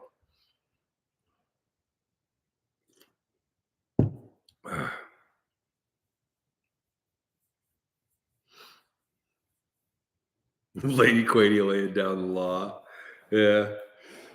I could talk smack on her in here, but I think she's listening. She can probably hear me through the wall. She's probably got the live playing on her phone inside. Get a monkey. That would be cool, but man, like I've watched too many animal shows. I'd be more worried about a monkey ripping my face off than a dog. I mean, ideally, I'd love to get a raccoon. Raccoons are illegal to have as pets in Nebraska, but I don't think I'm going to get that one past her. I talked to somebody recently that actually doesn't live that far away from me. They've got or their neighbors have pet raccoons, but I didn't get the lady's name. Like I didn't get her contact information, and I should have because I would have definitely I would have paid them $100 to come over and hang out with their raccoons. I think it'd be really cool. Raccoon pet would be great, dude. But they're it's like having a toddler, dude. They got hands. They get into everything. They'll climb up your cupboards and all of that. Cat can't. That's I'm not gonna repeat that. Yeah, I think monkeys would be it would be sketchy. I don't think I'd have one. Like they make a little one wouldn't be terrible, but yeah, somebody said chimpanzees will kill you. Like I'm pretty sure most people if you have one as a pet, you can only have it as a pet for the first few years, like 2 or 3 years or something like that. And then when they get into their teenage years for whatever a monkey's teenage year, chimpanzee's teen years is, when they get older, you can't keep them in your home or something because they'll get wild, man. Like get a donkey. I don't know how many wild animals farm animals I want to have to take care of because I'm out camping all the time. I can tell you my wife's not going to want to go out in the morning and feed the farm animals. So it needs to be something that I can take care of or take camping with me. Tuna, cheese, and bacon on a bun. That would be tasty. Cockatiel, I think you were trying to say. A bird wouldn't be bad. Yeah, we'll just get chickens. I mean, I could probably just take a chicken camping with me too, right? Just have to keep a good eye on it. Ray Perry, a skunk. People keep skunks as pets. You can have their spray glands taken out. Like you can have them removed, and then, from my understanding, they're pretty loving pets. So that's not that uncommon. I don't think. Squirrel would be cool to have a pet. There's squirrels all over out here. So maybe if I find a little baby squirrel or I just hang out on the front porch enough, they'll start coming up to me. Diego Silva, yeah, but I've had family members that have had parrots, and I just wouldn't want to listen to it all the time. Like, have it, they'd have to put blankets over their cages at night so that they would go to sleep. And I think those things would still get up in the middle of the night and just start screaming at them.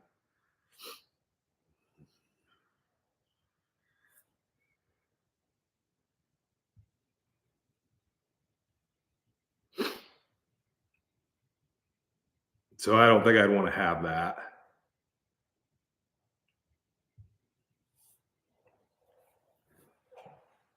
Yeah, cats are the least amount of work. You just got to clean out their litter box.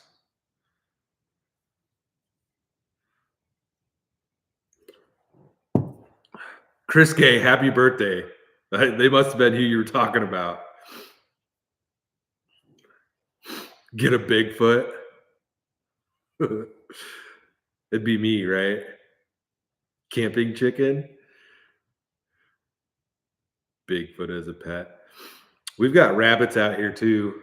I think there's probably at least 3 or 4 rabbits running around. And if we do start our garden this year, we're definitely going to have to worry about those rabbits because they'll come in and eat everything. Probably the squirrels too. Might have to put like chicken wire or whatever around the whole garden.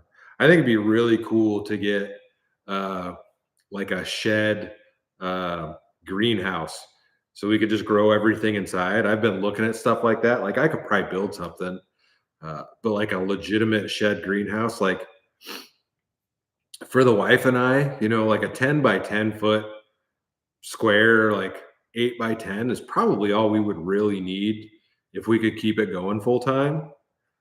But we'll see. Like I said before, I got to get the whole property cleaned up before we get stuff like that going. Ray Perry lining the whole outside with habanero. I've never heard of that before, but I could see that working.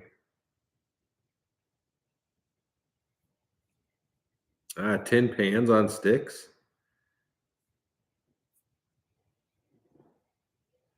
Pet bear. That would be even more dangerous than a monkey.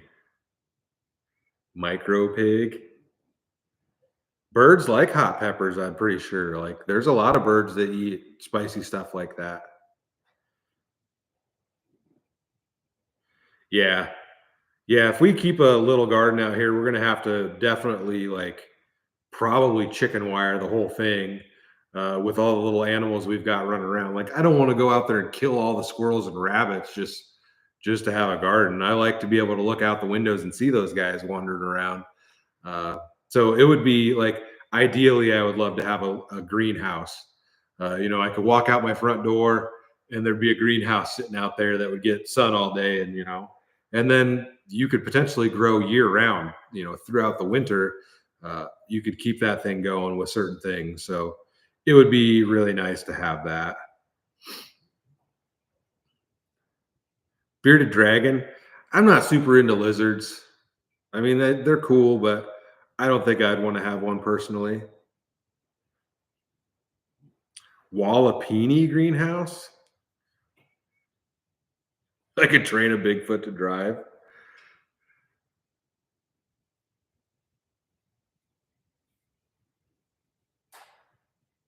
Oh, a pit greenhouse.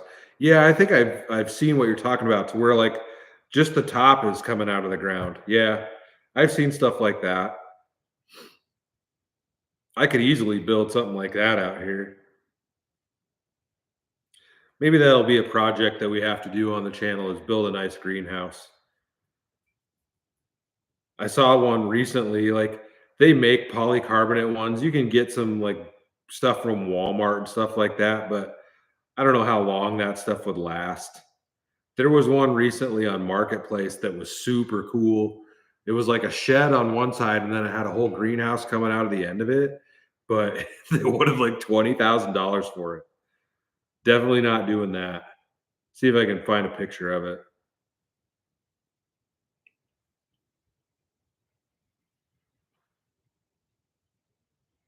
I'm not seeing what I was seeing before, but it was like, it was like a regular greenhouse or whatever. Like there's one 8 by 12.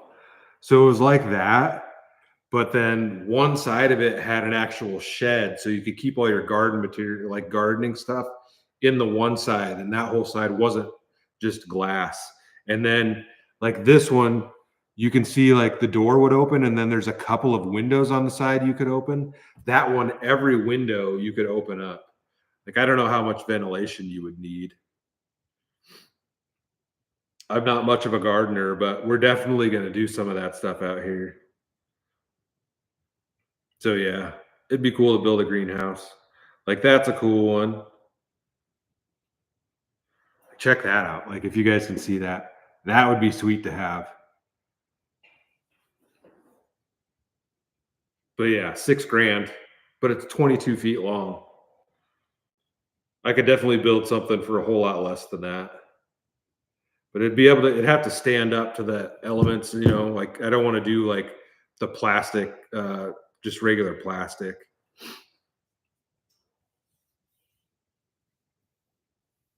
Build a bat box in an owl house.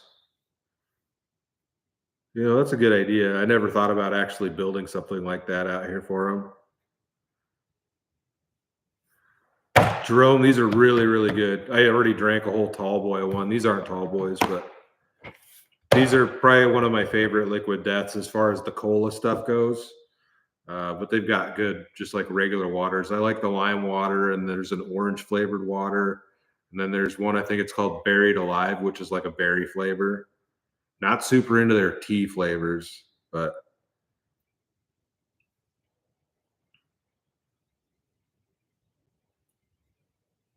yeah, an A frame would be pretty easy to do.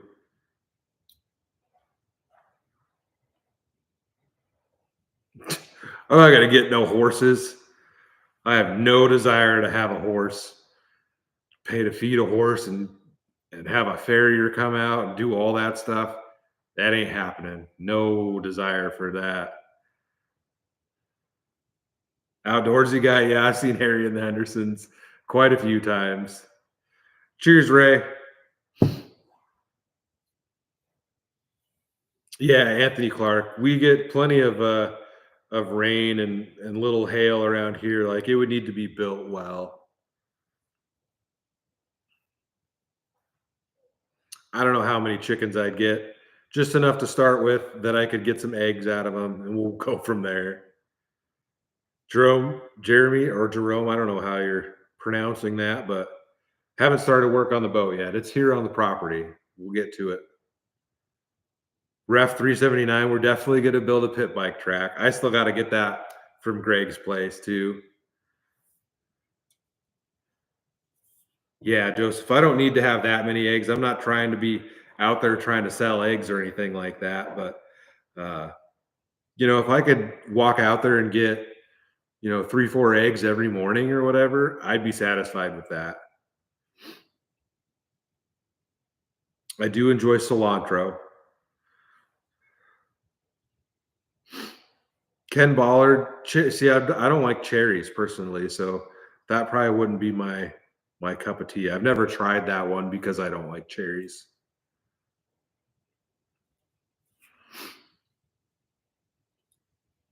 6 chickens would probably be enough. RJ Pixes, yeah, we're gonna get into some bike camping this year. We talked about that earlier.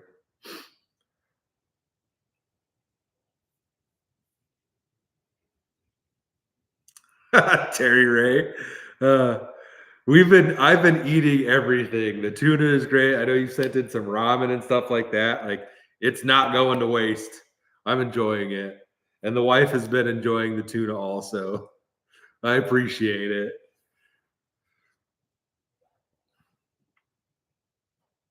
Solo hiker, I've heard the same thing. Uh, but I need to start small enough that I can actually take care of all of them. I don't want to overwhelm myself and then not have any, or like I don't want to get 10 or 20 of them and then I don't get the coop sealed up well enough and some critter gets in there and kills half of them in the middle of the night either.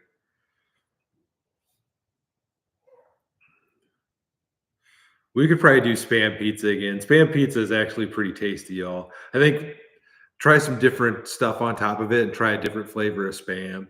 I haven't had any spam in a while. I've got a few cans of it. Maybe we need to try something with that too soon.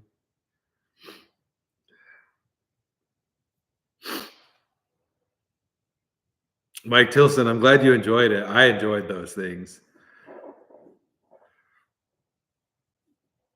Spam, everything is good.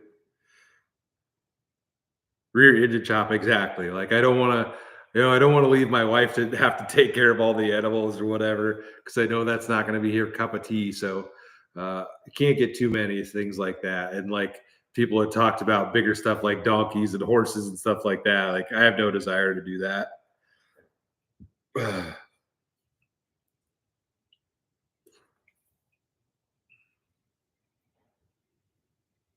Pack NW, yeah. My butt crack was hanging out. I don't need to show you guys that.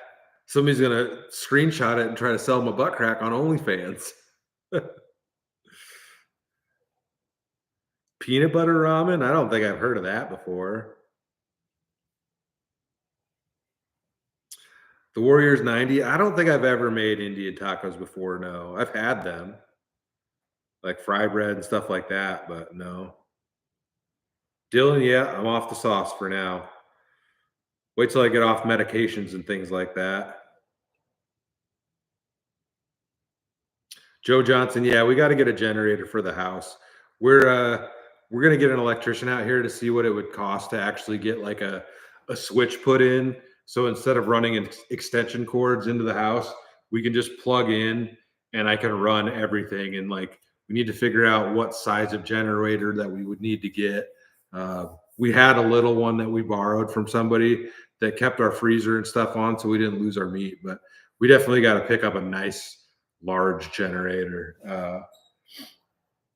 My wife would not like to be without air conditioning in the summer if the power went out in the summer, but that's going to take a pretty large generator to run. And like we have our own well, but the well pump is on electricity. So when the power went out, we couldn't even use water. Like normally in town, if the power goes out, as long as the water plant and the water tower is full, you still have water for quite a while. So we didn't even have water out here, which was a bummer. But the house was surprisingly well insulated. It was actually a good test to lose the power, I guess, because we keep the heater typically at 66, and it was below freezing or whatever, and the house never went, I don't think it ever went below like 55. So we didn't really lose much heat out of the house over the course of the 85 hours that we didn't have heat. So, but yeah, we're gonna have to get something. Back 40 Outdoors, you have a 24K Generac. I can't imagine how much that thing cost. I looked at some Generac stuff and I'm like, I'll just go buy one from Harbor Freight. That's the thing is, but Generac, a lot of those have like automatic switching and they'll automatically turn on when the power goes out. But I don't know. We'll see. We'll see what we actually need to run the stuff we want to run, and then we'll kind of go from there. But like you can go to Harbor Freight and get a 13,000 watt generator for like $1,500. So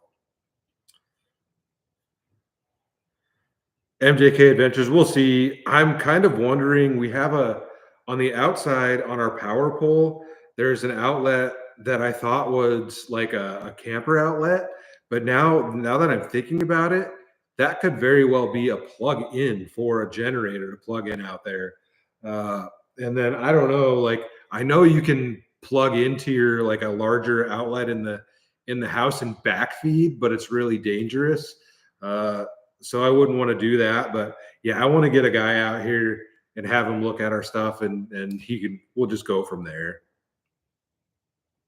Back 40 out course. Yeah, 10K.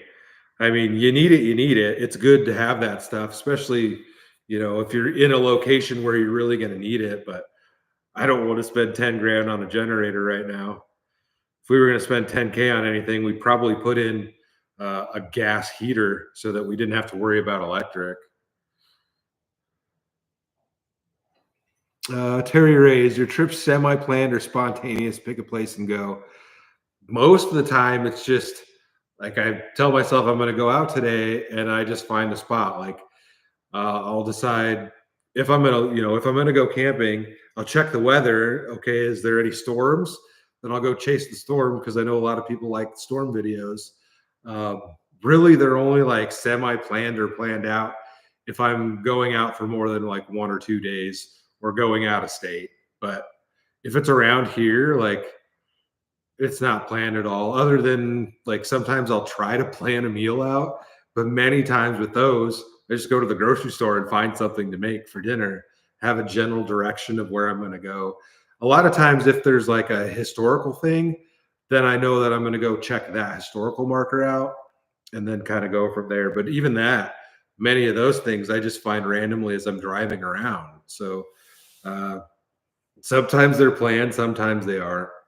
Uh, I don't like to plan things because then if the plan doesn't work, then I kind of get bummed because the plan didn't work out. So if I don't plan anything, then I go out and I have a good time. It's a good adventure. Uh,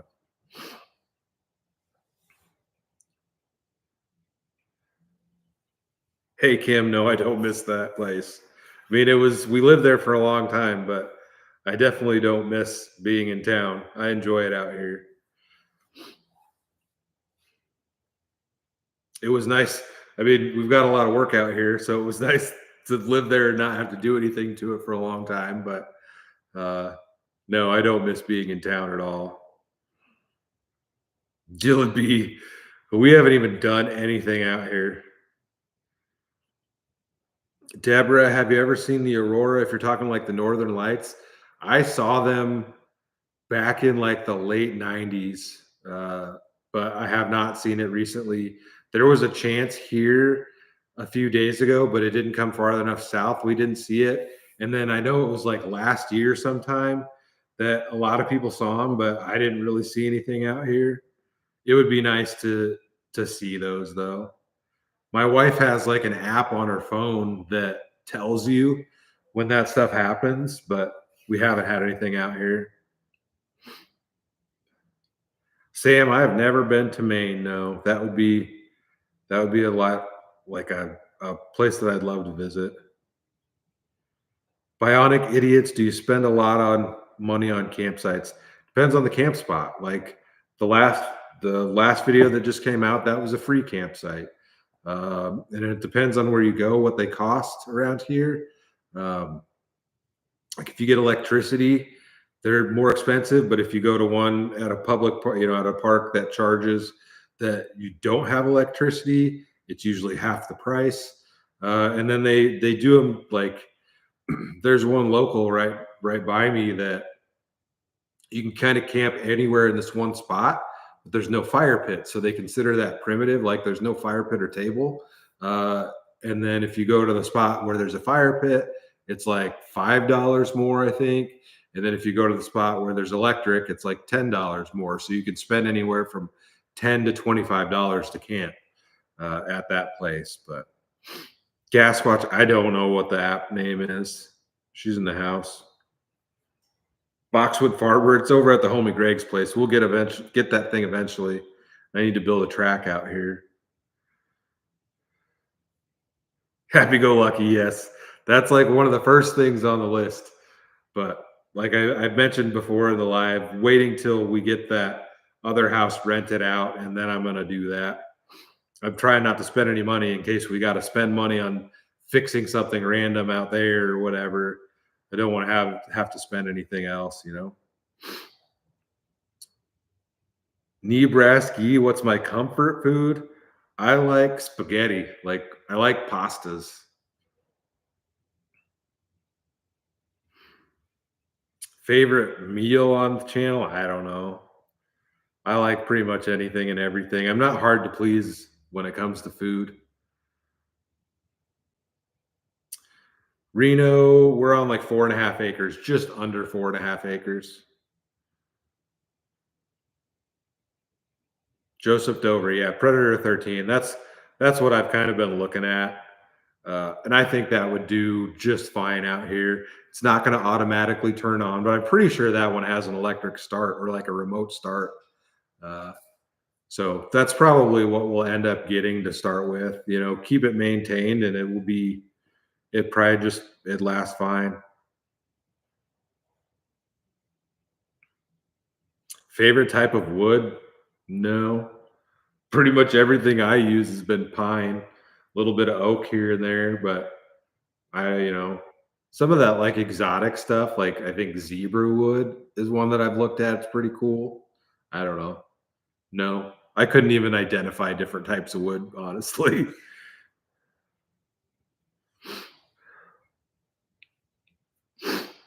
MJK Adventures, I'd love to put in a pond.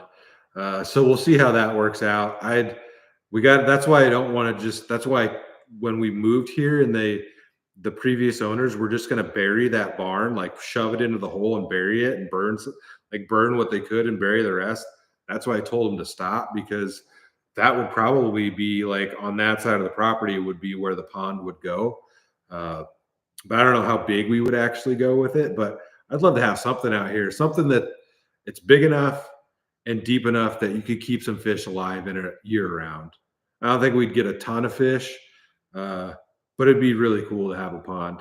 We'll see if we can do it.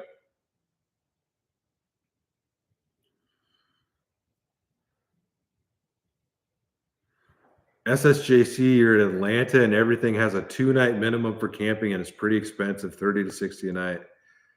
Your buddy and you want to both camp out of your truck. I mean, if that's the regulations, that's what you got to pay, then that's what you got to pay. See if you can find, like around here, we have what's called wildlife management areas where you can typically go camp for free, but most of the time it's just a tiny little parking lot where people can park their vehicles and go hunt these areas. So they're usually open to hunting, but a lot of them allow walk-in camping, and you can usually get away with just parking there and camping, but there's nothing there. And most of the time here, like the parking lot isn't in the trees or anything. It's on the very edge of the property right off the road. So they're not like super ideal to camp at, but see if you can find places like that that aren't established campgrounds. Or just, if your truck is stealthy enough, go hang out at the park, and then at night go to a truck stop. Camp there. I don't know. It kind of depends on what you want to do.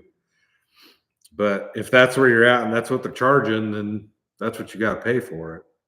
There's also like apps, like there's some different apps you can get on. I think Hip Camp is one of them, HIP Camp, Hip Camp, where like people open up private property areas that you can camp on. They usually still charge you some money, but it might be cheaper than that. So you can look up places like that. I mean, I'm pretty sure like you can find camping places on Airbnb. Don't quote me on that, but there are other apps and stuff like that you can use to find public property or campable property. There's iOverlander is another app. I think Onyx is another app that you can use, and you can find public places like that that you might be able to camp at. Trenton, get koi fish. I'd put fish in there that I'd catch and eat, like crappie and stuff like that.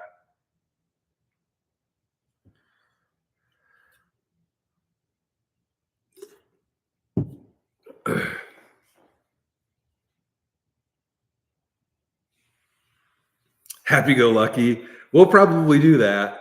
Cooking on the boat is more sketchy depending on what you're cooking. Like trying to fry fish on a boat would be pretty dangerous with as small as that boat is. You might end up dumping hot oil all over yourself, but we'll definitely cook. Like I could take it out and cook some burgers or something on the boat for sure. We'll probably sleep on it. Like I said, it's not going to be the greatest of time for me, but I know you guys out there like to watch me suffer. So Dish Outdoors, you just keep uploading, man. You just gotta keep after it. There's no, there's no like secret way to make it work. If you get a video that hits and it takes off, that's what it takes. You just got to keep after it. YouTube likes, the algorithm likes regular uploads. Like you got to stay consistent. And just because you're doing, like a lot of people will get on here and they'll be like, all right, I'm going to start a YouTube channel. And they just basically make the same content that they're seeing somebody else is doing. And then they get bummed because they're not getting the views that these other people that they're watching are getting.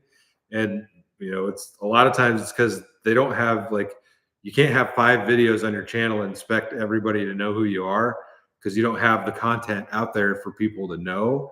And then you got to try to separate yourself from the crowd one way or the other. Not that I necessarily do it. There's a million camping channels. But yeah, you can't get down if you're not getting views. You just got to keep after it. That's it.